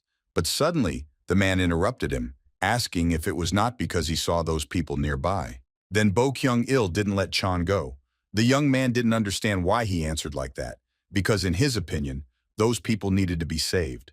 The man explained that he could not risk his people in order to sleep them. When the young man hurried to deny that there were not so many of them, the man continued that there were only about 500 black Manjocks, and that was only a small part of them. Chong was very surprised by this particular number of these robbers, and he broke into a cold sweat. In addition, their leader, the Blood of the Desert, was recognized as the strongest a long time ago. His level had already reached the extreme limit. He came to that desert when he was pursued by the Association of Master Murim, as well as many of his subjects, incredible warriors. The man decided to make sure that Chong understood that it was such a serious matter, but the young man decided to remain silent. But in his heart and in his thoughts, he kept thinking about how you can help poor people. Then Jae Chong-sob-san, to address the head of the Chanun Merchant Guild, he began to say that he had heard rumors about the reputation of the black heroes of the desert, then continued that it was a great honor for him to meet him. The head laughed sharply and said that he knows how to speak well. He continued that he was in a good mood for the day. Ulo is not one but two cases. He didn't stop and continued to praise his wonderful day and mood, and meanwhile Kwak Jung standing among his people and listening to it. Then Ji Chong sub, there was a not very small bag with something, and of course it was pure gold coins. The head took that bag and decided to look inside with a smile. Suddenly he screamed as loud as he could as if he was mocking him. Then he saw Kwok Chong, who was already standing in front of him, holding his cap at the ready. It seemed that the head recognized him, calling him a ghost girl. The chairman decided to ask if he was actually this ghost girl. All the people who were with him dressed in black were surprised that it was him. They looked at the young man without taking their eyes off him. Then all the people, that is, the merchants who went with them, began to care about the young man, including the girl who was with him, paid attention to him. She looked at the young man without taking her eyes off her and began to pretend to be him. Then the head coughed to attract the attention of not only his subjects but also the attention of merchants. Suddenly he shouted that they were leaving. He announced it to everyone in a very loud and rude voice. All his subjects in black robes obeyed him and followed him. Suddenly, the head of the guild, Jae Chong Sob, exhaled heavily and wiped the sweat from his forehead with his white sleeve. Later he praised all his comrades, but the young man stood and remained silent, not knowing what to add to him. Yes, Chong Sob said that thanks to Chong they avoided a lot of problems.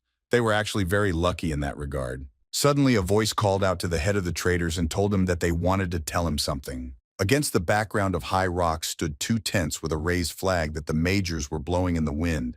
Several stones were lying nearby, and the darkness of the night reigned around. The soldiers slept around campfires. Some sat on benches, others lay on the ground in the open air near the tents. Suddenly this was seen by Kwok Jong, who was looking out from the cliff. He watched them very carefully, without lowering his gaze. He realized that he had finally found their camp, but he did not know what to do next. He had no further plan. Suddenly he heard a voice behind him and realized that he was seen. He froze like that stone next to him. The boy decided to go back to see who this brave man was who was able to see him and tell others about it. He saw a man with a patch over one eye and black hair that was tied in a tail. Behind him stood his army in black robes. He said that you can't call celebrities rats because he recognized him and called him a ghost girl again. He said that everything turned out as they planned, as their leader said, that they were sure that the young man would follow them. The guy covered half of his face with a lid, trying to protect himself as much as possible. He prepared for this. He thought that how did they even understand that he could follow them? This man began to laugh and say that it was already too late, and maybe he will leave in a good way until he can let him go. When he was talking, he did not understand that the cover had already been blown on him. Jung threw his lid so that a crater-like crater appeared again on the ground, and the dust rose, completely filling the entire free space. But the man didn't even move with a smile on his face. He said that the young man seemed to scare him, but that was not the case at all. The man stood next to that crater and said with a smile on his face that he could have died, but he didn't believe it at all. The boy understood that the man was able to escape from his cover very quickly, but how he did it at all was unclear to him, because he even threw a metal object at him very quickly. The man understood why they told him that he needed to be constantly on guard with this young man. Then he decided that it wouldn't work like that, and in response he also needed to hit him at least once. Without agreeing, the man did not understand what was happening. Suddenly, the young man accelerated with all his might and ran at the man, holding the cover in front of him, thus cutting the air like a bird of prey. Then he threw this cover at him. This time he managed to hit the target exactly. With a smile on his face, he said that this time he aimed more precisely. That's why he succeeded. The man stood up very quickly and said that this guy was very ignorant. He already had his sword ready. Suddenly the man shouted that all his subjects in black robes were standing and ordered to attack the young man all together. Suddenly men in black flew into the sky like bats and began to attack the young man in groups. But the boy was not lost and began to fight them off. He threw the lid at the first man in black with all his might. The lid bounced first from one man to another, and from the other to the third.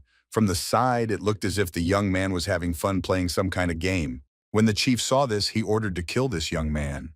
The two men battled with weapons, expressing determination and intensity, one of them wielding a sword, the other defending himself, the dynamics of their movements reflecting the force of their clash. Suddenly, the boy decided to throw an iron cap at the man without even hesitating. The lid flew, cutting through the air in its path. The young man mentally told himself that until all the people are saved, he cannot lose this battle. Several minutes have passed. Both of them did not end in any way. There were too many people in black. After a while, he lowered his head and realized that almost all the men were on the floor and did not move. Their weapons were lying nearby, and their faces were looking at the ground. When Zhang looked up, he realized that he had dealt with almost all the people in black. But there were still a few left in front of him. He saw the head of these people in black. They were all tired and almost not moving. When the man saw that the young man had beaten almost everyone, he realized that he had also beaten his juniors, so he became even more angry and threatened to kill the young man. But the young man realized that he was very tired. He could not even raise his hand, and this lid weighed a lot, so his tired body refused to listen to his master's orders. When he saw a man in front of him with a sword in his hands, he realized that maybe this was the end. He did not know what he could do next. When the man swung with all his might, the sword went up with a hiss, cutting through the air in its path. The young man lowered his head and closed his eyes and mentally told himself that he could not do anything. But the man standing in front of him let him die sooner. The young man opened his eyes a little and saw that the sword was almost in front of him. He realized that there was no way back. It was a kinetic stop. When the man was already swinging his sword for the second time, aiming exactly at his target, that is, not at the young man who was in front of him, something did not go according to plan. Suddenly, the young man realized that there was no sword strike, so he decided to open his eyes and saw a rather beautiful picture in front of him. A girl with long dark hair was standing in front of him. A sword was on her shoulder, smeared with blood. She was asking if everything was okay with the young man. The Southerners in black who remained could not understand what had happened. They could not believe their eyes, so they stood and did not move. Suddenly, the girl killed the other two men in black with a single movement of her sword. John was very shocked because he had to try very hard to kill at least one, and she was able to kill two at once with one move. The girl stood and looked down on the young man, and he could not understand what kind of girl it was. Then her friends met her. One of them was very angry with her because she asked her not to go anywhere alone. But the girl herself was probably not too worried about that little thing. When the girls took off their wigs, Jong was very shocked. Only her friends took them off. Then one of them asked if she wanted to meet the ghost girl so badly that she didn't even wait for them. The young man was not very surprised that her friends' girls must have taken off their wigs. He was most surprised by the name of the girl who saved his life, because her name was So Vol. The girls began to discuss the battle and each other's bravery, while Jong wondered if it was Prada and Lee Seo Wol, the brilliant but secret student of Ami's faction. The young man did not take his eyes off the girl. He had a strong impression, as he had heard so many rumors about her. When one of her friends came forward, she turned to Chong, but of course calling him a ghost girl. Folding her hands, she introduced herself. Her name was Jong In, and Amy, her sister Seo Wol, said that Jong would definitely come to save them. But no one could have expected that this was the case. Seo Wol approached her friend and also folded her hands. Like her, they both wanted to thank the ghost girl for the spirit of a true warrior, praised the Buddha Amitabh. The young man quickly folded his hands like girls and laughingly said that he needed to thank. The girl without hair continued that if he suddenly wanted to receive the Buddha's lessons, he could come to them at any time. Then she added that he could also teach the martial arts of the main faction. The young man was so happy that he immediately thought to himself, could such an opportunity really come to him? But then he realized that something was wrong, because there were only girls in Amma, or maybe it seemed to him then. When the girls were still standing in front of him, he decided to inform them that he was not a girl. But the young man did not have time to say anything when they all heard a very loud sound that sounded like stones. When the girls turned to the sound, they realized that it had already begun. Then one said that they also needed to join, and soon the other agreed with her, and John sat on the floor and tried to say who he really is. When the girls started to leave, she turned a little to Chan and waved one hand. She really hoped that they would see each other again.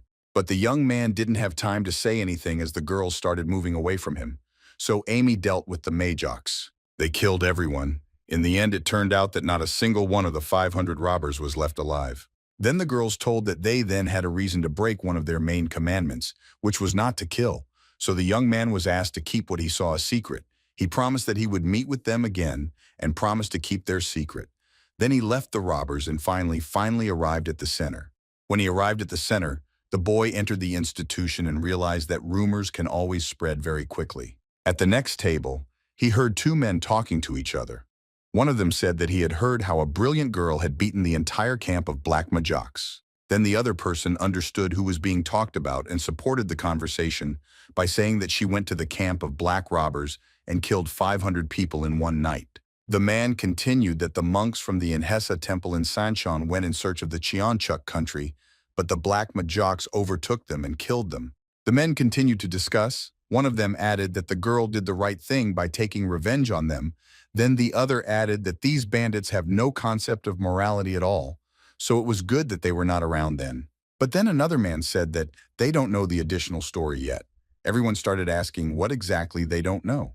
You said that the girl did not cope with those bandits by herself. They said that there was a ghost girl with her. Hearing this, Chong, who was eating his food, choked on her. The men looked shocked at the one who was telling this, and Chong at the next table couldn't come to his senses. He was constantly called a ghost girl. He didn't like it very much. He was kind of shocked that the rumors spread so quickly to this city. He didn't even have time to arrive here as the rumors were already there. The sky was filled with shades of yellow, orange, and pink, indicating morning or evening. The light from the sun shone through the clouds, creating a warm glow over the landscape.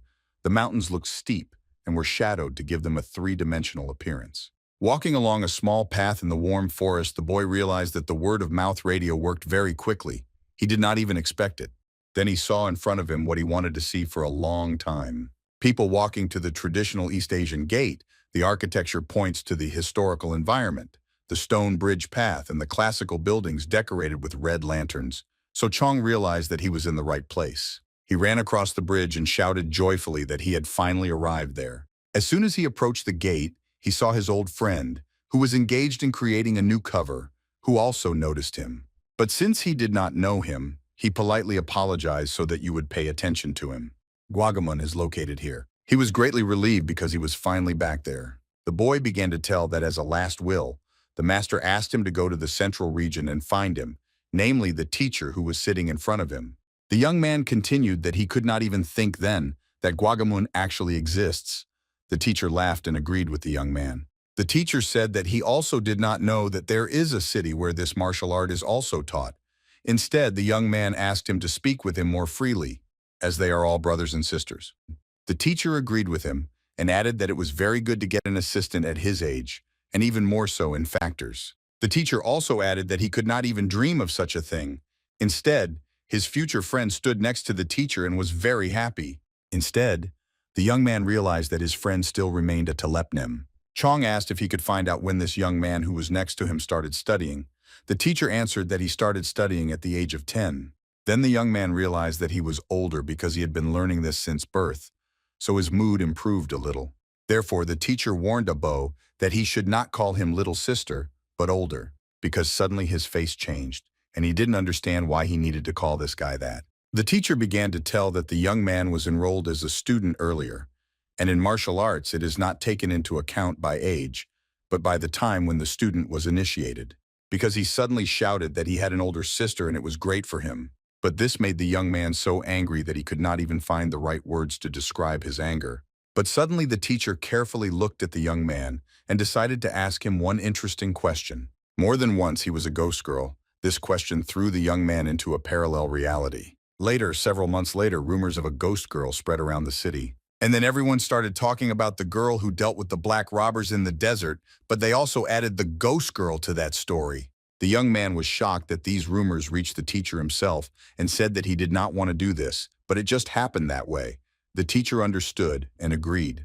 With a smile on his face, the teacher said that perhaps the young man could become the most famous student of his academy in the entire history, because there was no ancestor who could get such a reputation outside of one region.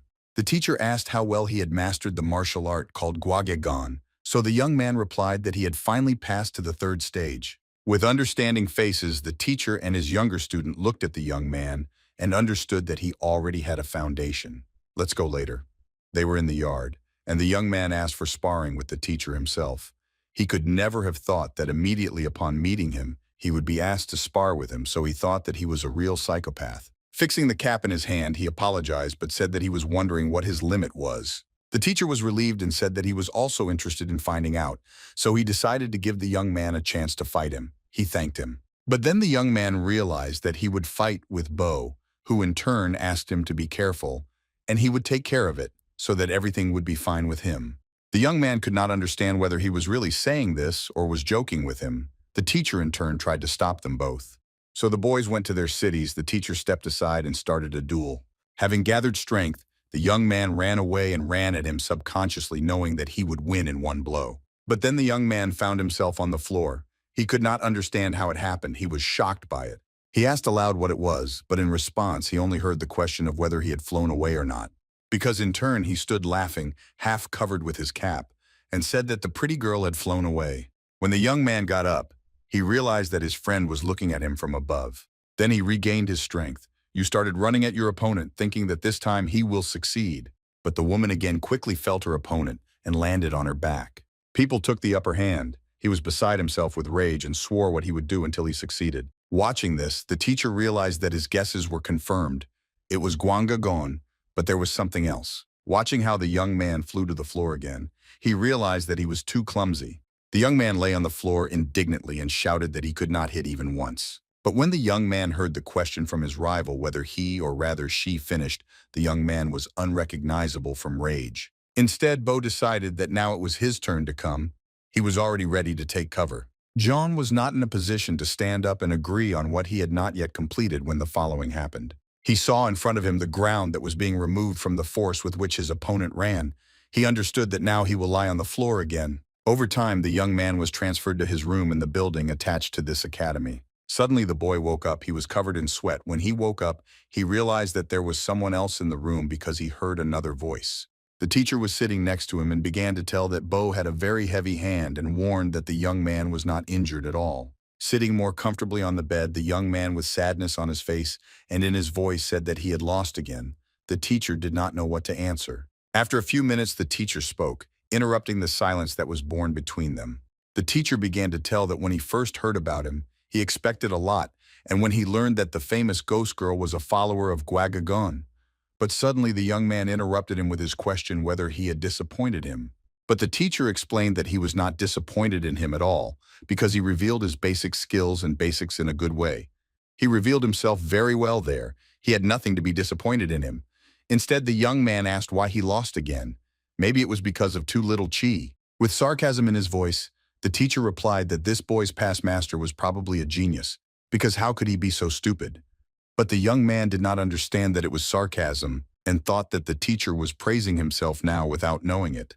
But the young man still could not understand what his problem was, since he had a good foundation and the position was also not bad. Besides, he had a lot of practice, so he did not know what the main problem was then. He remembered and asked the teacher if he didn't notice how he tried to pretend that he was using exactly the 34th position from Gwanga Pasan, and then at the last moment replaced it with Hyung Mubicho. But the teacher, of course, noticed this, so he said that this was exactly his problem. With calmness on his face, eyes, and soul, the teacher said that his attacks and positions were very clumsy. It was a bit strange because it was clear that he studied very well, but for some reason his attacks were incredibly clumsy, but that was just his point of view. So he asked when his teacher died, maybe it was when he started learning new attacks. Because actually around the same time, the guy went back in time, but he couldn't say that. So he said that around that time his teacher died. So the teacher immediately understood that he was right, because the young man knew the positions of the first part well, but the positions of the second part needed a lot of corrections. He still had a lot to learn because he did not learn everything. The teacher began to tell that the 3 final positions were combined into the first 33 positions, so it took a lot of effort to learn all the positions correctly. Therefore, he agreed to teach him all these exceptions, since the master had passed away, but it was quite strange for the young man to listen to this because he knew the truth. The young man was very happy to hear this. He was very happy, but in his mind he understood that even when he returned again to the past, he came across Gwangagon again. Being in his thoughts again, he realized that he wanted to win the battle in a bow, then gain the respect of the master and learn other martial arts, such as the art of the sword. But he couldn't do anything because he didn't want to walk uneducated. He had only one way to go to the end. Then he remembered that he had to give money to the master. He took out a gold coin and handed it to him. He was so shocked that he could not even contain his shock. Suddenly, the master shook the young man's hand and said that at that moment he would definitely be his student, and he would teach him all the arts he knew. The young man agreed with a smile and asked him to take care of him. This is how another new life of young Kwok Chan in Gwangamun began. He studied harder than before. His technique was getting better every day, becoming more perfect at the level of dungeon. 2 years passed so quickly, the young man didn't notice how time passed quickly, but then the day of his nightmare came back. Gion Abekri arrived again. Again, a lot of people gathered to watch what was happening. The girl won again. Nothing changed. The young man stood among people he did not know and thought that if he intervened again, what was once would be the case. He didn't know how strong he was, so even if he had asked, he still wouldn't have been answered. He mentally apologized to his friend because he knew that this was the only chance to test his teacher what you are capable of. Suddenly, he realized that someone was approaching. Looking closely, he did not recognize his teacher. Suddenly, the young man began to worry himself without knowing what. The teacher came out very angry. He looked only at his target. The young man could not believe that it was really his teacher. The girl did not understand what kind of person had come, so she asked him to leave quickly. Because he was in shock that the teacher came, he could not even continue his sentence. Suddenly, the teacher spoke in a low and rude tone. How dare they even touch his student? But suddenly, the teacher burst into flames. His eyes became bright yellow. He looked like a mythical hero. Meanwhile, Chong could not understand what was happening to him. Was it his inner energy? Everyone present was shocked. They did not know what to do and what to say because the picture that appeared before them was quite unusual. Suddenly, the teacher took the lid and with all his strength began to spin the car to run in the direction of his enemy, that is, at this girl. The girl was shocked as well as her servant, who was standing next to her. She did not know that such a strong chi could be in such an old grandfather, and also in such a god-forsaken place. Meanwhile, the old man was already approaching them, and understood that now he would smash them into dust. He untwisted his cover so much that he made a deadly whirlwind, with which he knocked down this girl's servants. Then he let go of the lid, and a huge crater formed on the floor that was difficult to reach. The girl was shocked. She did not know how to react because she had never seen anything like this before. Later, the old man introduced himself as Miser, the 27th generation Guaggan and Huang's son. But if suddenly she wanted to take revenge, she could come to him at any time. When the old man had already decided to come out with his actions, he added that he could fight with her at any time when she wanted as many times as she wanted. She was shocked. She didn't know whether to cry or rage. Her servants were scared because the old man had killed half of them. All the people standing around were shocked very much, especially Chong, who could not even move from the city. Then he realized what had happened. He was so happy that he scared the people standing nearby who were also watching. Then he looked down at his hands and wondered to himself if he could ever do that too. But suddenly determination appeared on his face. He realized that he would definitely be able to do this, because it is not for nothing that he trained so much. When the old man was already walking with his participants, Chong realized that he would definitely be able to do this. He would definitely become stronger. A few months later, the Inha Guild was trading at the foot of Mount Chonam. Suddenly, the man who was standing by the door guarding it could not understand who was approaching. He asked who, but no one answered. John replied that he came from the west, and he was looking for Master Guagagun. His husband asked him if he suddenly went to Master Sheng Huan, Ho. The young man made sure that his thoughts were correct. Then he replied that he was his teacher. Then the man understood what the young man was hiding behind his back and pointed with his hand with a smile. He asked the young man to follow him. He could lead him to the master. He is given special attention in Inha, so he stayed in the best house. The young man, following his husband, thought that then the teacher left with the Abo family so as not to meet the Becky family again. He spoke so well then, but in reality he was running away from the elders and warriors of that family. He was in such a hurry that he didn't even tell the young man anything.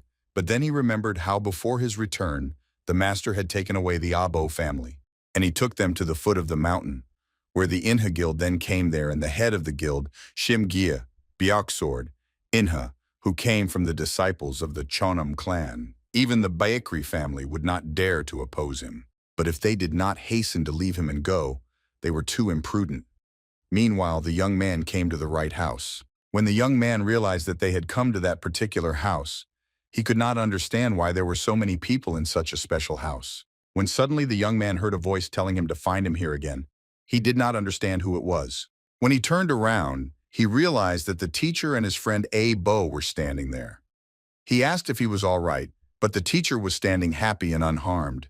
When he asked how his friend was feeling, he said with a smile on his face that everything was fine. Since he was strong, the loss of blood did not stop him. He started to ask the teacher what happened because from what he heard, there was some incredible battle.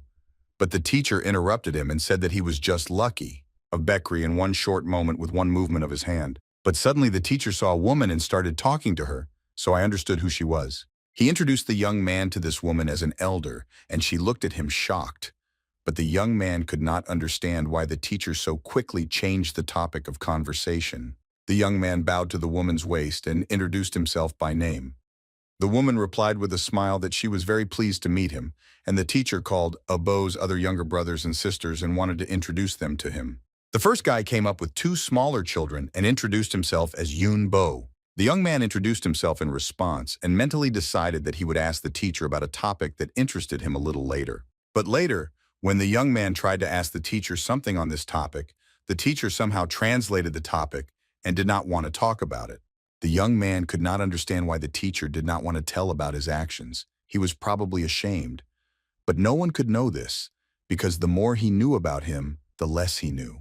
But as the teacher did not want to hide it, rumors spread very quickly. People looked at him and envied those who saw it live, and the old man who sold lids suddenly gained more respect.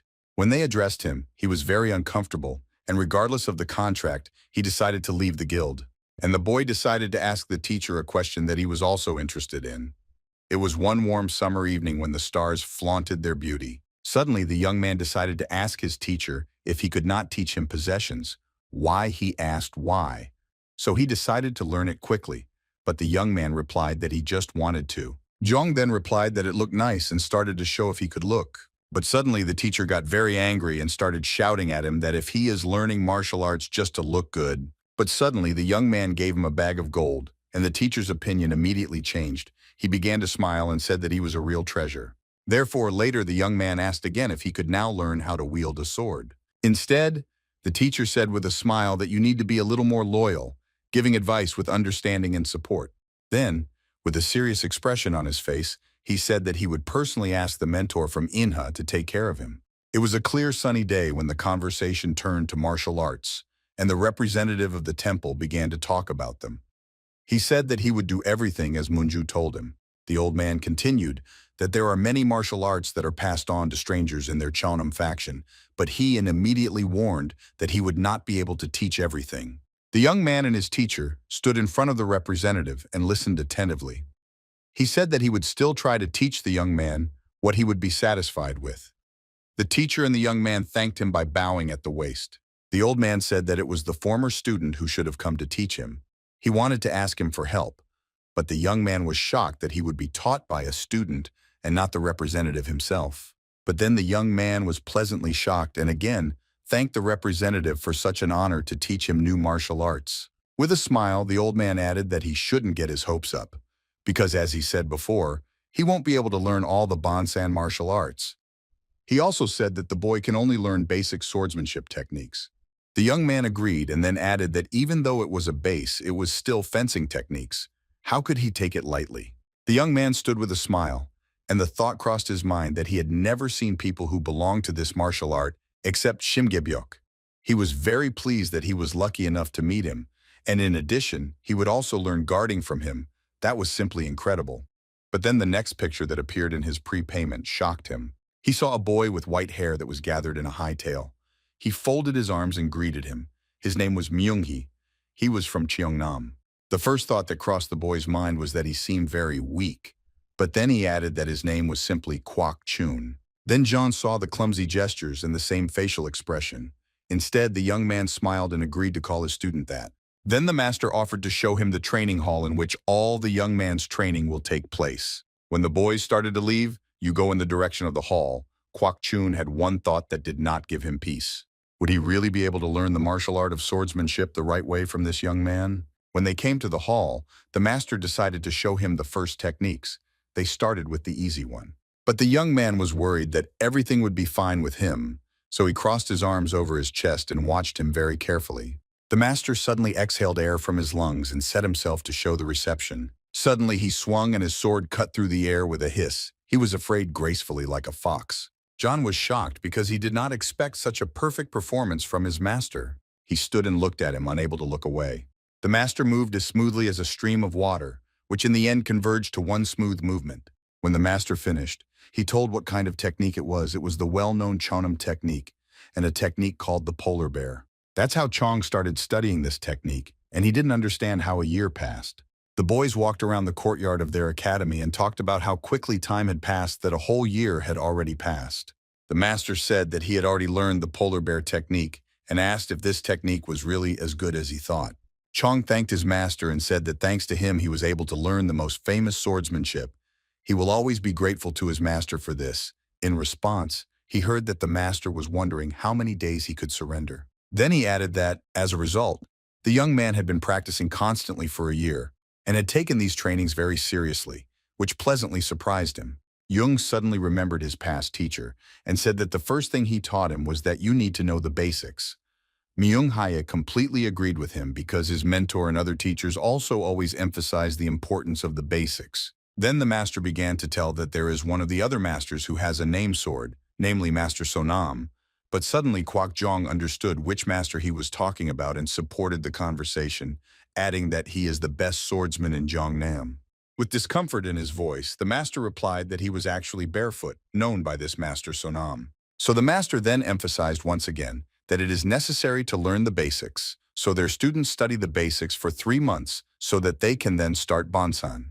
Then he said that the young man could go to the next step, and the young man in response asked what the next step would be. He heard that the instructor in Inha gave him permission to study Bonsan. When the teacher said that after the Big Dipper technique he would learn celestial fencing, the young man was very shocked to hear. 6 months have already passed and the young man was still training with new techniques. Then he was near the waterfall on the green grass, not resting but training and training again. He quickly swung his sword up, raising it above his head.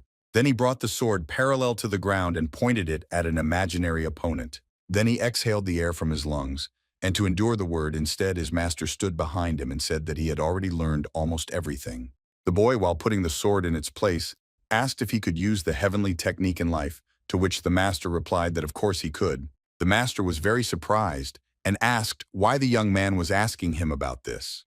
In response, Chong began to tell that he had one person whom he really wanted to win in battle.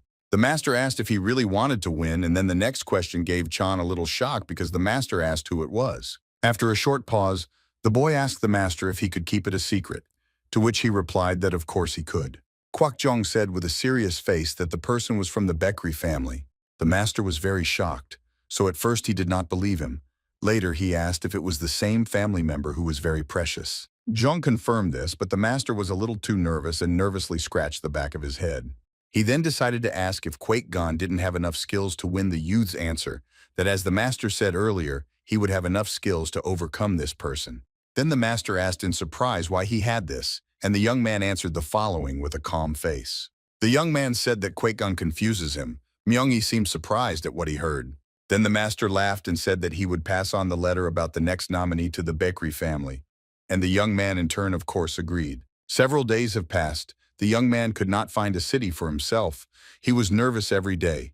He constantly walked back and forth in the yard, unable to calm down.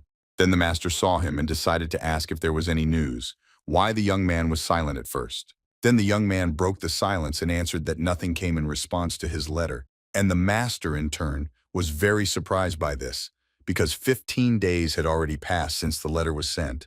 So the woman decided that it was necessary to change the technique, but the master did not understand how to do it, so he asked him immediately. Chong replied with a mischievous smile that he had one rather interesting idea.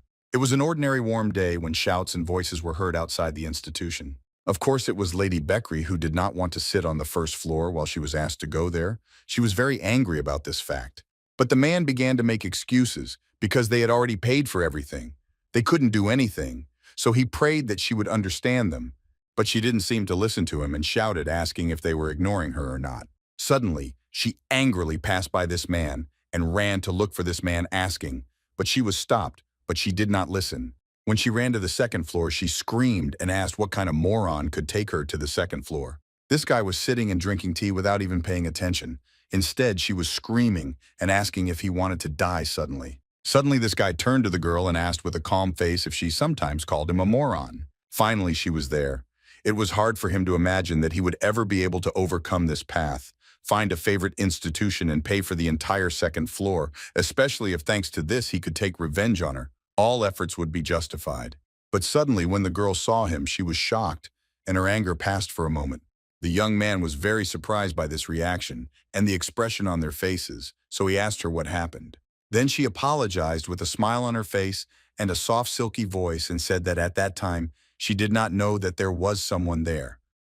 But the young man did not believe these words. He waved his head at her with a smile, but thought in his mind that she was shameless because she thought that he didn't hear what a scandal she made. The young man stood up and said with a smile that he was embarrassed that he could have dinner with her, but he was kind of glad that everything was fine. She instead said that everything was fine. Then the girl added that how could she be angry with him? He was stunned by this picture and thought that she shouldn't be angry with him. Suddenly, the young man had a brilliant idea. He decided to make it public. He asked if she came to eat there, why she agreed. Instead, the young man wanted to invite her to have dinner in the city with him. He stood next to her and, pulling his hands, invited her to sit at the table next to him and wanted to treat her to food. Why she answered with a smile that he was obliged, but she still wanted to have dinner with him. He, like a real gentleman, sat the girl down at the table and said that he was there for the first time, so he did not know whether the food there was good or not. The girl replied with thanks, and all this was because he was looking for her. Everything that was done by the hands before was all in order to take revenge on her for everything she had done. The hours passed imperceptibly on the street, where it was dark even more than before. The stars came out and the lights on the houses turned on. The candle was almost burnt out. The conversation could not end anyway, so the young man finished his story about why he travels around the world. So while he was dealing only with third-rate swordsmen, and he was actually upset by the fact that he still had not met a real master of martial arts who knew swordsmanship well. Instead, the girl was surprised because she thought he was more interested in science. Out of politeness, he laughed at her answer or thoughts. He could not understand why she kept changing the conversation in this direction, so he thought that maybe then it was the right time to change the topic of conversation to the one he needed. He did not know what to do, so he decided to do as he could, hoping for a lucky chance or spontaneity to get through this difficult situation. Then he asked her if she had ever heard of the turtle girl, why she was surprised, and asked if she had heard everything correctly. Then she realized who it was about and answered that of course she heard because she was very good at defense. At the age of 15, she fought robbers in the West in iron armor. But then she added that after that incident, she was nowhere to be seen, so she asked if the young man suddenly knew where she was. He replied that of course he knew. She was very surprised by this and held her breath. Then he replied that actually the turtle girl was him who was sitting in front of her at that time. But the girl didn't believe him right away because she was a girl and he was a boy, so she decided to ask him if he was telling the truth. Answered which is true, but he was mistaken for a girl because he looked like that. In any case, he was at the event because it was part of his training. The young man continued that later he turned back because he had nothing to do in such beautiful cities as Gupalban or Chonghashibide. He did not think that everything would be so sad without a faithful advisor. The girl said that she was very sorry to hear that, because she could do anything she wanted. He said with deep sadness that he would like to see such a great power of a large family like Becky if he had such a chance. He did not manage to finish how he was beaten by a girl. The girl with a smile told him to trust her. She could bring as many people as he wanted. She only asked him not to forget her kindness. The girl wanted to say something and her eyes were as big as the full moon, expressing her strong feelings and desire to convey her thoughts and emotions. But the young man did not let her finish, and said that he knew that she pretended not to know what he really wanted to do, but the girl could not understand what he was talking about.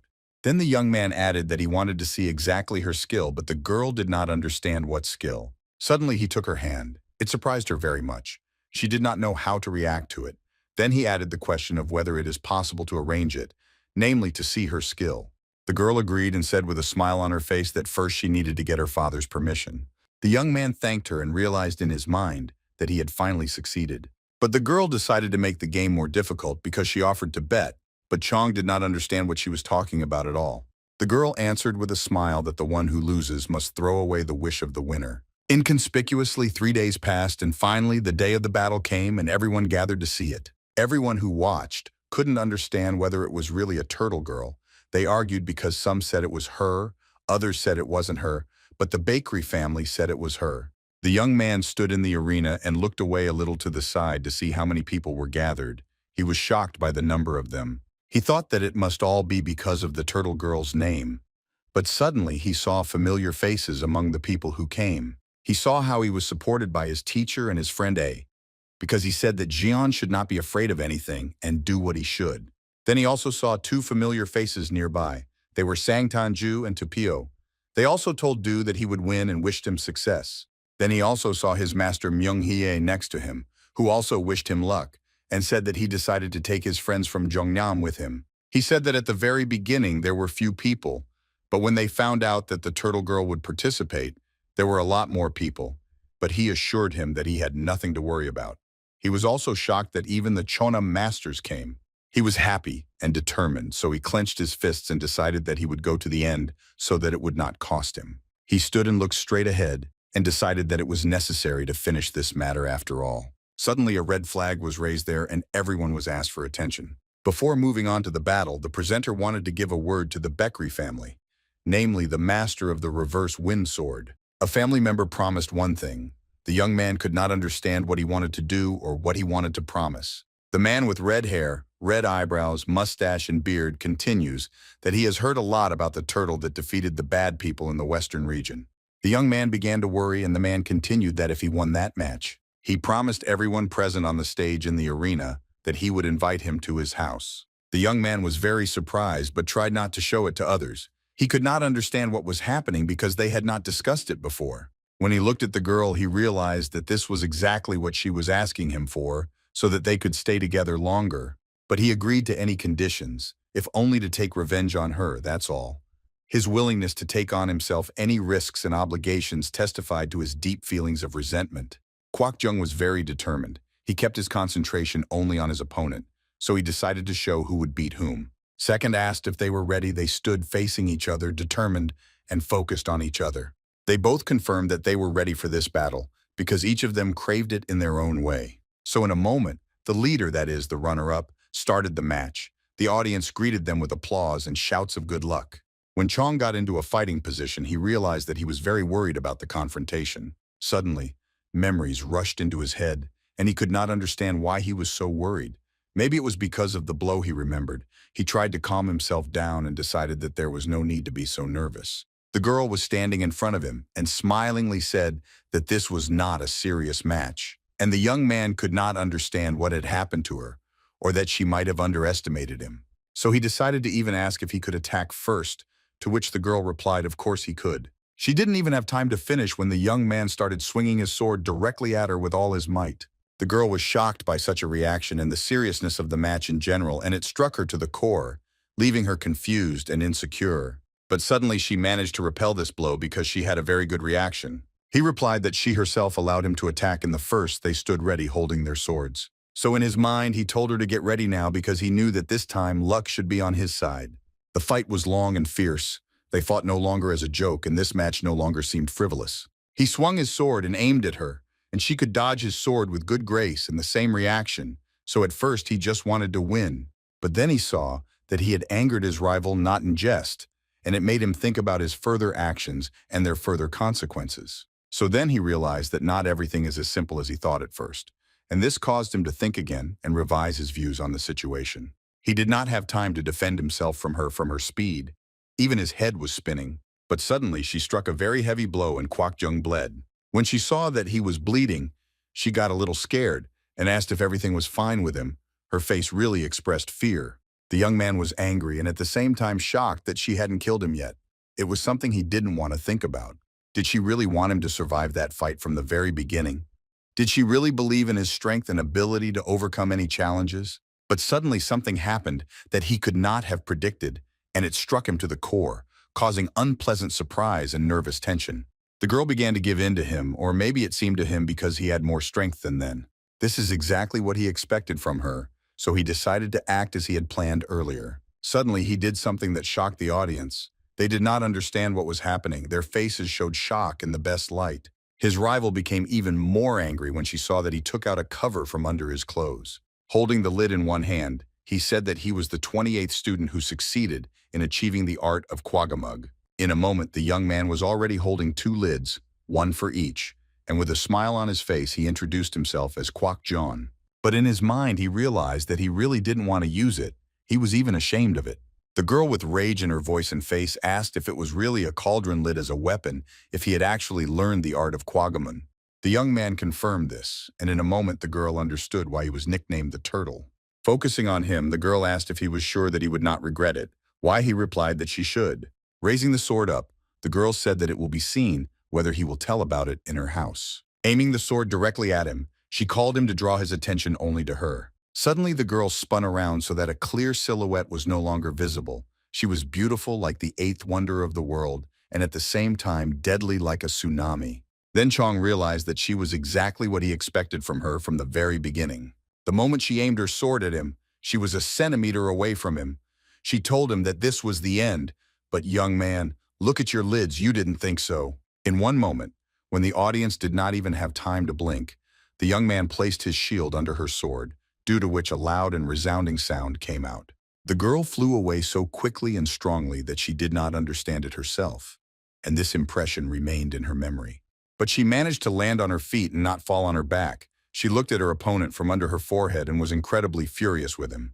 But suddenly she noticed that her hands began to shake, and she did not understand what the problem was and why this happened. She quickly looked up at him and asked how this happened because this had never happened to her. She was shocked by this. The young man with a smile stood in front of her, holding the lid in one hand, and said that it was not all of Quagamuni's capabilities yet. The girl immediately told him not to be so arrogant and rushed at him with her attack. Finally, it happened. The young man had been waiting for this since the very beginning of the battle, so he prepared with all his might. The bitter struggle between them lasted quite a long time. Then the young man remembered his teacher, or rather his words, when he said that Bantan is the most important attack in Quakegon, because it absorbs your opponent's energy and returns it in the opposite direction. But at that time, Kwakjong did not lose his energy, but on the contrary gained it even more. His teacher and friend Abo watched them very carefully, during which the teacher realized that the young man finally understood everything correctly. But a member of the Becky family was standing and also watching the battle. He couldn't believe that that attack was able to knock her down. Gyeonga Becky couldn't believe that such a thing was even possible because she was the best in battles and had defeated that young man several times, but probably not the last time. The young man didn't seem tired at all because he looked very alive, so he immediately asked if she would like to finish it. Instead, it angered the girl twice as much, and the fact that the young man was smiling at her rather than lying on the floor dying of pain added fuel to the fire. Suddenly, quite unexpectedly, she noticed that Kwak-chan's iron cap was flying in her direction. But thanks to her good reaction, she managed to knock back his iron cover with her sword in time. Then she stood with a slightly beaten face and glared at Kwak-chong. But suddenly, when the girl did not have time to catch her breath, she heard a threat that he was already approaching, and she no longer saw that young man in front of her. But suddenly, unexpectedly, a member of the Becky family shouted at the top of his voice for them to stop fighting because he saw that his close family could die right before his eyes. But no one had time to do anything because the young man had already done it on his own, impressing everyone with his decisive action. The lid hit that girl so hard that she began to bleed, and this caused serious concern for everyone who was nearby. She flew a few meters away from him and fell with a loud sound on the arena where the battle was taking place. Then the young man realized that it was his victory. He finally did it. His training was not in vain. The girl was lying on the floor and did not move. It seemed that she was not breathing at all, which caused panic among all those present. Out of happiness, the young man raised both hands in which he held the lids and shouted with joy in his voice. The second announced that the girl was a turtle and then corrected himself. That is, the turtle Soyup won the lid from the cauldron, won the sword of the Becky family. The audience shouted and greeted him with a standing ovation. The young man was very happy with his victory because he had been waiting for it for so long, and this moment became for him the most important in his life. But then he noticed something in front of him that slightly changed his mood, and it made him think about his actions and future plans. He, and not only him, noticed that the atmosphere had changed dramatically, and the security of the Becky family was already standing in front of him at that time. The father took his daughter in his arms and saw that his precious child was lying unconscious in his arms. Suddenly he saw another member of the Becky family who was beside himself with his rage. He asked Chong how he dared to do such a thing to her. But suddenly his face became disfigured, which was also reflected in his voice. Then the man took a quick dispersal to run to John to take revenge for Gyeon-a Becky. The young man was shocked by what began to happen. He realized that the end had surely come for him. Suddenly the dust rose so high that no one was visible. It was so thick that it seemed that it was not just dust, but the earth rose into the air. The audience was so shocked by what was happening before their eyes that some began to scream in fear. Jean managed to cover his face and close his eyes, but he remained on his feet. Opening his eyes, he couldn't believe what he saw in front of him was something that went beyond all limits. His teacher ran into the arena to save his student's life. He held the lid and did not let the sword come through the bones and muscles of Kwak-chong. The fight started again, and it was more fierce than the last one. The men looked at each other and none of them wanted to give in because it meant losing their lives. But in the end, a member of the Becky family put away his sword, unable to withstand the tension from the teacher's iron cap. The teacher then got into a battle stance that promised no mercy for them and said that it was a quake-gun attack called the 20 Devouring Pagodas. Then they raised the red flag to the sky again and demanded to start the resonance again. The young man stood, to put it mildly, surprised. He didn't know what to do, and his confusion was evident in his look and gestures. After all, they and the teacher were surrounded by the entire guard of the Becky family, creating an even more hostile atmosphere because at that moment, someone had to die. The man then realized that it was he who was Master Quagamon, so he looked at him more carefully. He said that in the past he hurt his daughter, and then his student did the same. He was happier than ever that he finally appeared in the city and did not start hiding like a rat again. So he decided to repay both of them twice as hard for what he had done earlier. The man began to burn as if with a red flame, and chose teacher instead with a bright yellow one, and in his answer he said that he should try to harm them. But suddenly the man did not understand what they were doing, the teacher of the handsome Sahyun. But all three of them were unable to understand what he said, so they froze with strange expressions and tried to understand him. Suddenly Jung noticed that Bo had also come and was pleasantly surprised that he was also there. He was standing next to him and was ready to protect his friend. Suddenly the man ordered his guards to tie the three of them, and if they resisted, it was ordered to kill all of them. The men, of course, were going to start resisting. They were all standing in a fighting position because they were definitely not ready to surrender just like that. The young man mentally understood that if he was simply killed, then it would be fine. But the teacher and his friend A were standing nearby. Although he did not love him very much, he definitely did not want to die. But suddenly everyone heard the order to stop immediately. Three men arrived who were dressed alike, and it turned out that they were not just passers-by, they were followers of Chonam. Chonam's followers were doing there. Then it would definitely be difficult for them. The men were happy to welcome them and bowed at the waist as a sign of politeness, but in response they heard fierce cries for them to get out of there. But suddenly a member of the Becky family started yelling at them that it was just their problems and Chonam shouldn't interfere in their affairs. But the head of the Becky family did not even want to hear other words from them. The man opposite him began to say that it was a fair fight. The head of the family began to shout that how could he say such a thing without knowing anything about their relationship with Quagamon. He continued that given the good reputation Chonam, he wanted to talk to them in a good way. How could he even speak so brazenly to the head of the Becky family? So then he asked if this is what he was taught in Chonam. The young man hid the sword in silence, but then added that nothing could be done there. But suddenly the people of Chonam all drew their swords and were ready to fight because the fight was fair and Kwak Jong won a clear victory. One of them said that they were all now ready to fight Quagamug. The man in blue stood and confidently held his sword in front of him, aiming at Becky's family and servants. When Kwak Jong turned his head to the right, he saw his master Myung Hye standing next to him and showing the class that he had done his job perfectly. But suddenly, Kwak Jong realized that they were all doing it for his own sake, and suddenly, the thought that he was not worthy of this came to him, and his face changed accordingly. But suddenly, Gyeon Bakery's father didn't like it, because no one had the right to contradict him. He was very surprised by this. The man ordered the followers of Chonam not to kill, but to capture only the other three. His servant and bodyguard bowed to his master and said that he would carry out all the orders of the master to the Hyonams. But suddenly other people entered the arena and decided to protect this young man and his friends as a teacher. It was a girl and a boy who were dressed in expensive clothes. They said that they also could not stay away. Then it turned out that they were followers of the great Hwasan. Suddenly, Master Myung-hak greeted Sonyang Hyuna, and Mrs. Wiryogan smiled back and said that they were glad to see each other because they had not seen each other for a long time. But this angered the main member of the Becky family even more. His anger clearly showed on his face. At that time, Kwak Jong and his teacher were very surprised by such a noble act of these followers. Instead, they introduced themselves that their names are Sonyang and Wiryogun, and that they are followers of Hwasan, and that they are ready and will follow them. Then they folded their hands and bowed at the waist to show all their respect for them.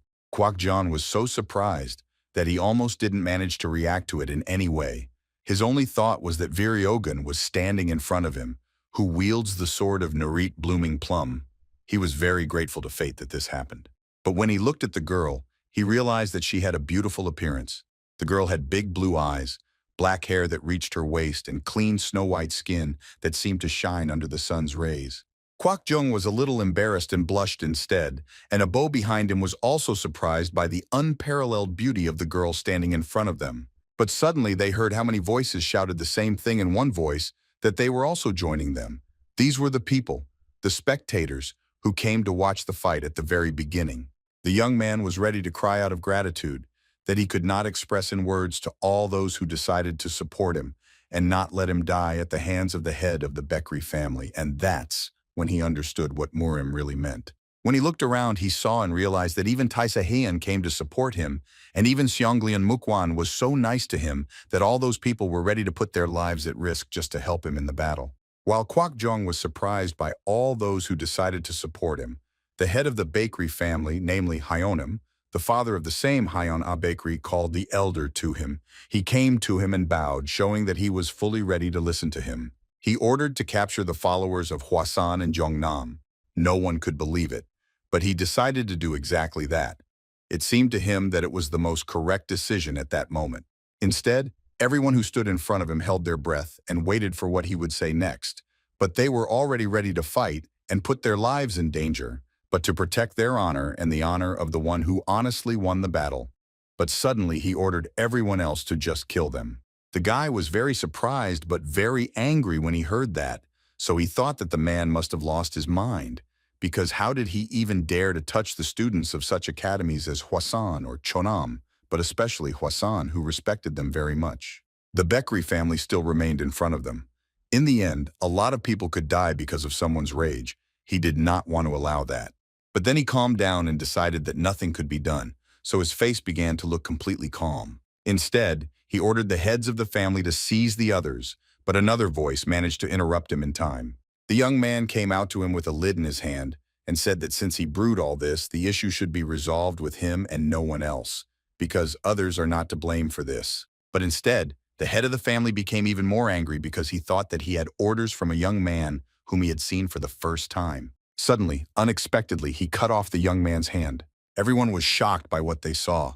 No one knew what to do because they were caught off guard. Suddenly, his friend and his teacher began to take him very seriously. They shouted to the whole playground so that everyone heard it. It seemed that even the neighboring towns who lived nearby heard it. The young man was holding on to the shoulder of a hand that was no longer there, and the head of the family was standing in front of him and looking him straight in the eyes with a hideous smile. They stood looking at each other, and neither of them tried to back away. But suddenly he told everyone to gather and go, his advisor and all his servants, including the guard, namely the one who remained alive. When they decided that they were going to go back, the flags flew to show that they were going to go. But suddenly the young man felt sick. The picture before his eyes began to blur and his eyes began to close. Unnoticeably, he fell to the floor, not understanding what had happened. Everyone ran to him and tried to help. Someone shouted that the bleeding should be stopped. Another said that he would help. 5 months have passed, and it was an ordinary summer day. The sun was shining in all its glory. He sat on a wooden stump and looked at the scenery that opened before him. The thought that first came to him was that despite the fact that he had no hands, he could learn something new. Even in such a situation, he was able to find advantages. The first one of the advantages was that, for example, even for short-term fame, you need to bear a certain responsibility. What kind of responsibility it will be, no one can know in advance. Then he exhaled hard from his lungs and realized that there was someone near him who asked why he was so upset. When he returned to where the voice was coming from, he saw that it was the teacher. He asked if he had lost his confidence just because he lost his hand. The young man, of course, denied that this was, of course, not true, but the teacher sat down next to him and asked what happened just then. The young man did not know whether to tell or not, but then he broke the silence with his voice. Suddenly he smiled and blushed and said that he was thinking about Miss Wee all the time. Suddenly, the teacher was shocked by such an answer because he definitely did not expect such a thing and asked about which lady he was talking about. Maybe it was Wiryogun from Hwasan. He certainly did not know the exact answer. Viryogun, who wields the sword of Nerit Blooming Plum. She was not a direct descendant of Jachongjong, who was also popular as Lee So-wol of Amif. He and Kwak Jung were the same age. Then the young man continued that he thought about her all the time because there was one detail that he couldn't get out of his head. She constantly took care of him. She was perfect in everything from her martial arts skills to her appearance. The way Mrs. Wei took care of him, he was very grateful to her for that, for not leaving him, even though she shouldn't have done that. But she took care of him. Meanwhile, the teacher sat and listened to Chong in silence. Then the teacher broke the silence. He said that it was a complete horror. He did not want to sit next to the pervert. Then he got up and decided to leave, saying that he thought Jung would be in despair after what happened.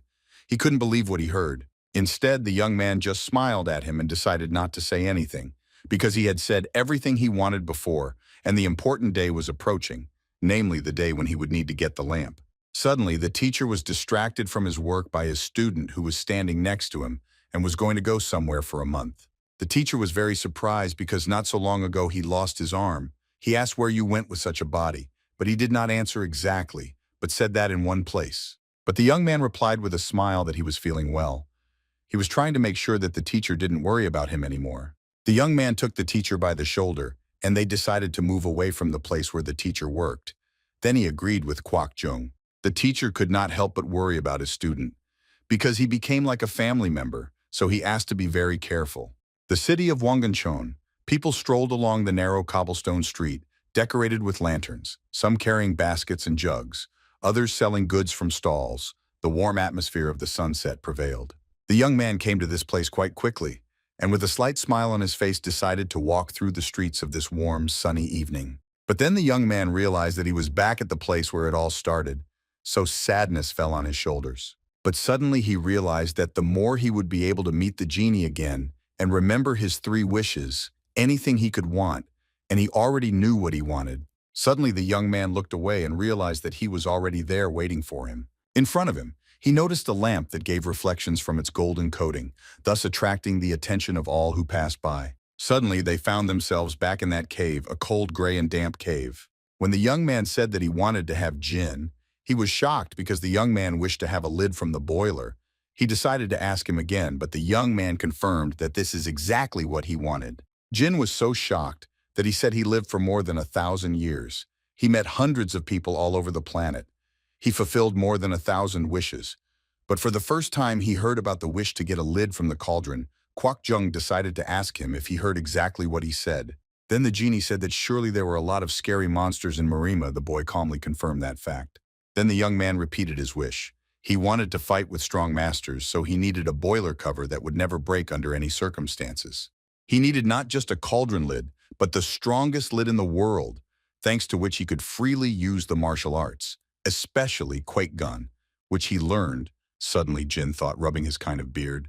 Jin started to let go because he had heard the story before about the spear that could pierce any shield, and also about the shield that no spear could pass through itself. The young man said with a smile on his face that he understood what you were talking about, especially the contradictions of Han Fei Zi. They remembered this contradiction, and the genie decided to ask if the young man knew who was the one who traded in shields and spears, to which the young man answered with a question, asking who he was because he used to think that he was just an ordinary trader. But the genie, with a smile that showed all his white teeth, said that he was not just an ordinary merchant. The genie began to tell that he was a blacksmith. The boy decided to ask if he made the spear and shield himself. Why, the genie replied that he made it himself, and he was a high-class blacksmith with a very good level of skill who specialized only in spears and shields. Then over time, this blacksmith himself decided to conduct a small experiment. He tried not to break the spear against the shields or the shield against the spear, but in the end all the tips for the spear were broken, as were the shields. But later that master understood everything. If he continued to improve those 2 items, he could get a spear that would be able to pierce any shield and another shield that could not be pierced by any spear. The young man replied that there was a certain meaning in that. More than 100 years passed. The work of this blacksmith continued. His descendants split into 2 camps. Some made spears and others made shields. Then some of the descendants who made shields went west to find good materials for making further shields. When many years passed, they finally managed to make the best shield. It was all thanks to very painstaking work. The young man was very surprised by this story. Then these rumors about an impenetrable shield reached the ears of God himself, and in the end the God of Thunder himself came to visit this blacksmith. The young man was so shocked by these stories that he decided to ask if it was really the God of Thunder. Jim confirmed that this is exactly how he was the God of Thunder. He was quite a mischievous god, so he decided to offer the blacksmith a bet. The condition was that if the hammer of thunder could not break the shield in 3 blows, he would then be able to fulfill any wish of that blacksmith. The young man listened so attentively and vividly imagined this story that he was very interested in how it ended, so he decided to ask Jin. In the end, the shield did not break. Then the god of thunder admitted his defeat and, as promised, ordered the blacksmith to make any wish. However, the blacksmith asked that his shields be sealed, all 30 of his shields. Instead, the young man was very surprised that he did exactly 30 and not one. Then he decided to ask why he ordered to seal them. John replied that he did it because he knew the power of his shield better than anyone else, and that was what scared him. It is not known how it could all end if such a shield fell into the hands of the wrong people, so the god of thunder gave the blacksmith a bracelet on his arm in which his shields were sealed. Then the genie added that, however, the bracelet, which was a gift from the god of thunder, contained the energy of thunder until the shields that had been inside the bracelet for hundreds of years absorbed the divine power and became much stronger than they were before. Then the genie decided to ask if the young man liked the story. The young man decided to ask the bracelet, and the shields were sealed, why the genie did not understand what had happened to him. He wanted to be sure to ask that his lid be sealed as well, but he realized that in the end, he wouldn't be able to use the shield, and asked if he understood correctly. But meanwhile, he realized in his mind that if it was possible the conditions would be extremely difficult, he didn't want to fall for that anymore. But Jin replied that it was not like that. Everything is not wrong as he thinks. The young man was shocked by this. Jin even pulled him out of his thoughts. But then the young man asked with a smile if there were any limits, but the genie answered that there were none. If he made a wish, he would immediately give him a bracelet with the best shield in the world, in which the energy of the god of thunder would be sealed. The young man did not believe this at first, so he just laughed in response. He continued to laugh and said that he understood because they were trying to trick him again. He then decided to ask the genie if it would be possible to retrieve the shields from the sealed bracelet, to which the genie replied that they could be retrieved. Jin said that it was necessary to just shout one phrase, namely a thunder shield, and then it would automatically appear in any part of his body. The young man froze and did not even breathe because he was so surprised by this information. Jin confirmed that it was all true, so he asked with a smile if he wanted to use his first wish now. In one moment, a golden bracelet appeared on the young man's hand, which shone like the sun setting over the horizon. The guy was very surprised that he now has a bracelet of the god of thunder on his hand, why the genie replied that he is big and strong. He can do anything if it is within his conditions. The genie never lied, but the young man asked if it was possible to touch what belonged to God. Jinsi laughed and said that the young man was actually very knowledgeable, so it was true if he wasn't a great genie, he would still never be able to reach for the property and kingdom of the gods. The young man was so fascinated by his bracelet that he no longer listened to the genie, but he said with a smile that he needed to listen to this story until the end. So the god of thunder gave that bracelet to the blacksmith. That is, the bracelet belonged to a blacksmith who was a man and not by God. It was also possible to survive the shield only on the ground because it was necessary to play it safe, because the shield was very strong and for the first time it might take a lot of strength to summon it. Suddenly the young man gained strength and drew more air into his lungs, pulling himself together. Then with this power he shouted the phrase Thunder Shield, raising his hand above his head. The bracelet shone with a blue glow that illuminated the entire cave. Suddenly, the bracelet began to shine brighter and brighter that the young man was no longer visible, only his silhouette was visible. In one short moment there were many shields on the floor that were charged with thunder. The young man was standing next to him and was very surprised by this. The young man was very pleasantly surprised, but the genie replied that everything he saw was only a small part of all the power that those shields have. If he put on a shield, real madness would begin.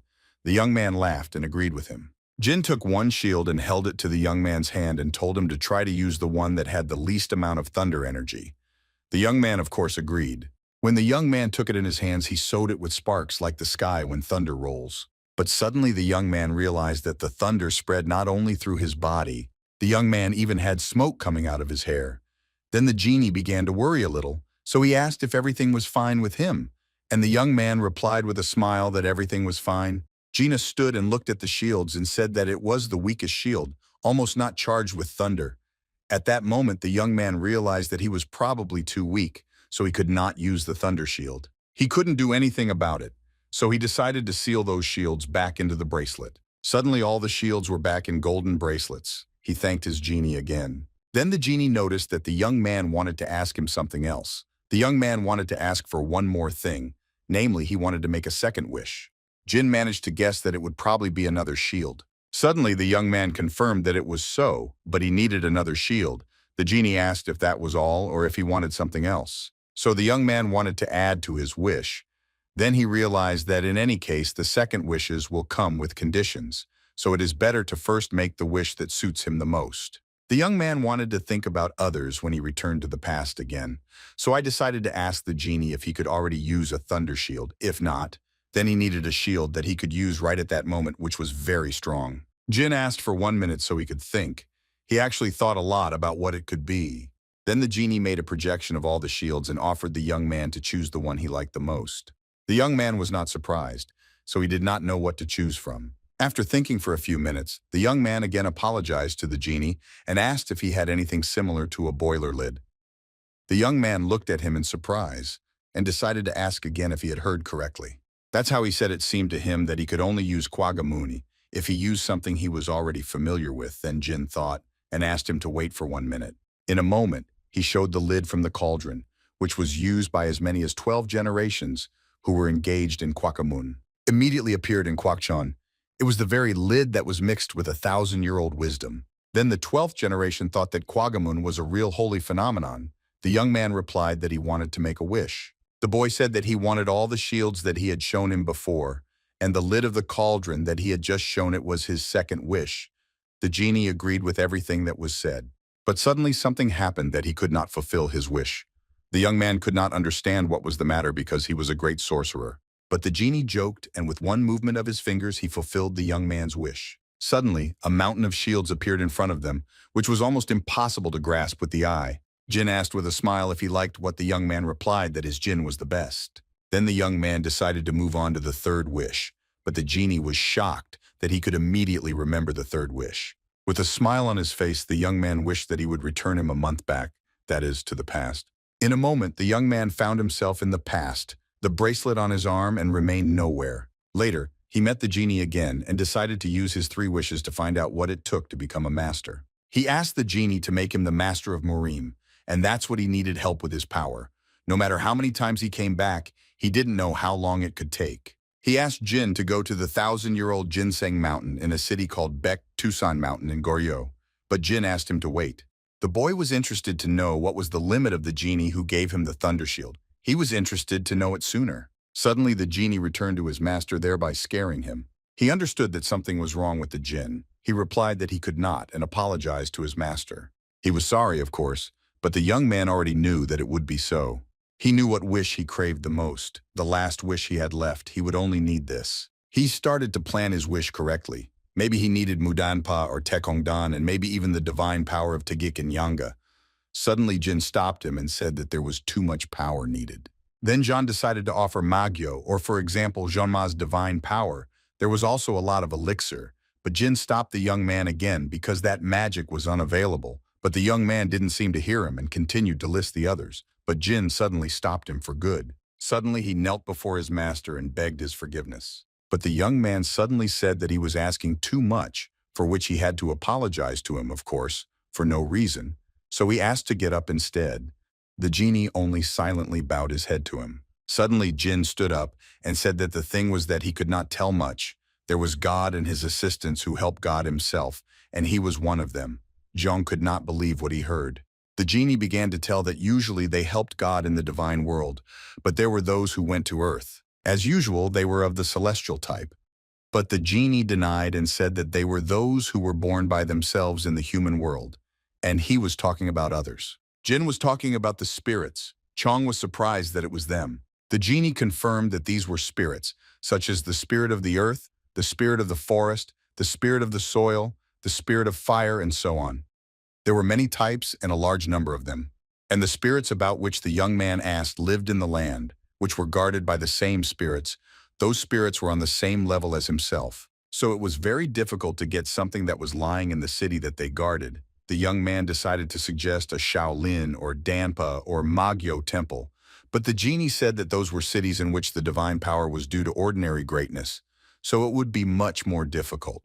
Even if the power of the gods was small, there is a city where the power is made by the people themselves as much as possible. For example, such cities as the 12th generation, or the imperial palaces of the 12th generation, had great power, which had been accumulated until then, and the imperial palaces had power only thanks to the existence of the emperor himself, and cities in which there were too many demons and devils were also difficult. But the genie noted that they were not like ghosts. The problem was that when a person solved a problem with a diabolical intention that people could not have at that moment, they had a different power. Then the genie bowed his head and said that all this should have been explained from the very beginning, and apologized to his master for not telling him about it right away and giving him hope, but Chong said with a smile that it was a trifle. John said that meeting him was a real luck in his life. He was grateful just because it had already happened, so he wanted to make a big bow to him. Jin burst into tears at these words and said that he was very grateful that he thought so instead of choosing to mention another wish. The next time the genie said that he would do his best, Chong started to speak for the cave, but the genie didn't understand and thought that he wanted even more treasures in this cave. But the boy denied that it was not about the treasures. He needed to arrive in that cave for more than a year or two, or the shortest is 15 days. Jean thought that he wanted to make something like a house in that cave. The young man wanted to arrange a cave so that he could live there and possibly train. Jean decided to ask him what he wanted more specifically. To begin with, there had to be enough space, and it had to be strong. It had to be so much space that one round of running around the cave took a long time. It had to be so strong that the cave did not move away from the city during an earthquake. Then the boy added that he would also like to have spring water that would never dry up. Ideally, it should be healing water that was good for the body. Jin agreed and said that he would make a spring that would help him learn martial arts, calm the body, and cleanse the body. Zhong then asked if it would be nice if the house was surrounded by beautiful green grass and trees, to which the genie replied that he had already thought about it. The young man was surprised that he had already managed to think about it, but the genie decided to ask if he meant the trees that would give him divine power. Jung thought that he guessed. Then Jin confirmed and said that he was just ashamed of what happened recently. But Jin warned that it would not be possible to receive a large amount of divine power at one time. Then the young man asked if he could make daylight come through the opening above them. The genie replied that he would calculate and make the opening even bigger, so that the most daylight would enter the cave. But the young man did not want people to come through that opening, so he offered to cover it with little trees. John said that it was a great idea, so he offered to do it right then and there. The young man did not object. Suddenly, the magic from Jin's hands spread throughout the cave. The young man watched in surprise. One short moment passed, and his dream was already in front of him. The sun's rays broke through the thick leaves of the trees, illuminating his new house with wooden walls and a tiled roof, surrounded by thick green grass and flowers, creating an atmosphere of peace and harmony. He even had a small pond in which lotuses bloomed and large red fish swam. When the genie asked how he was doing, the young man didn't know what to say. He couldn't take his eyes off his new home. It was a real paradise on earth. It looked like the house of an ancient god. The young man was so happy that he could not hold himself in place, and he thanked Jin, to which he replied that he was very happy that his master liked everything. But suddenly, the young man wanted to ask him for something else. Could not the quality of his second wish set his hand? Of course, he could do it. So with one movement of his hand, the wish was fulfilled. Suddenly, the young man felt his other hand, and this sensation even surprised him. The young man was even more pleased, and the genie said that his master's mood had lifted him up. Then the young man said that with such a good mood, it's time to come to his next wish. To his third wish, Jin, in turn, was surprised that he already knew what he wanted. The young man, with a confident expression on his face, said that he already knew what he needed at that very moment. He wished to go back to the past, namely a month ago.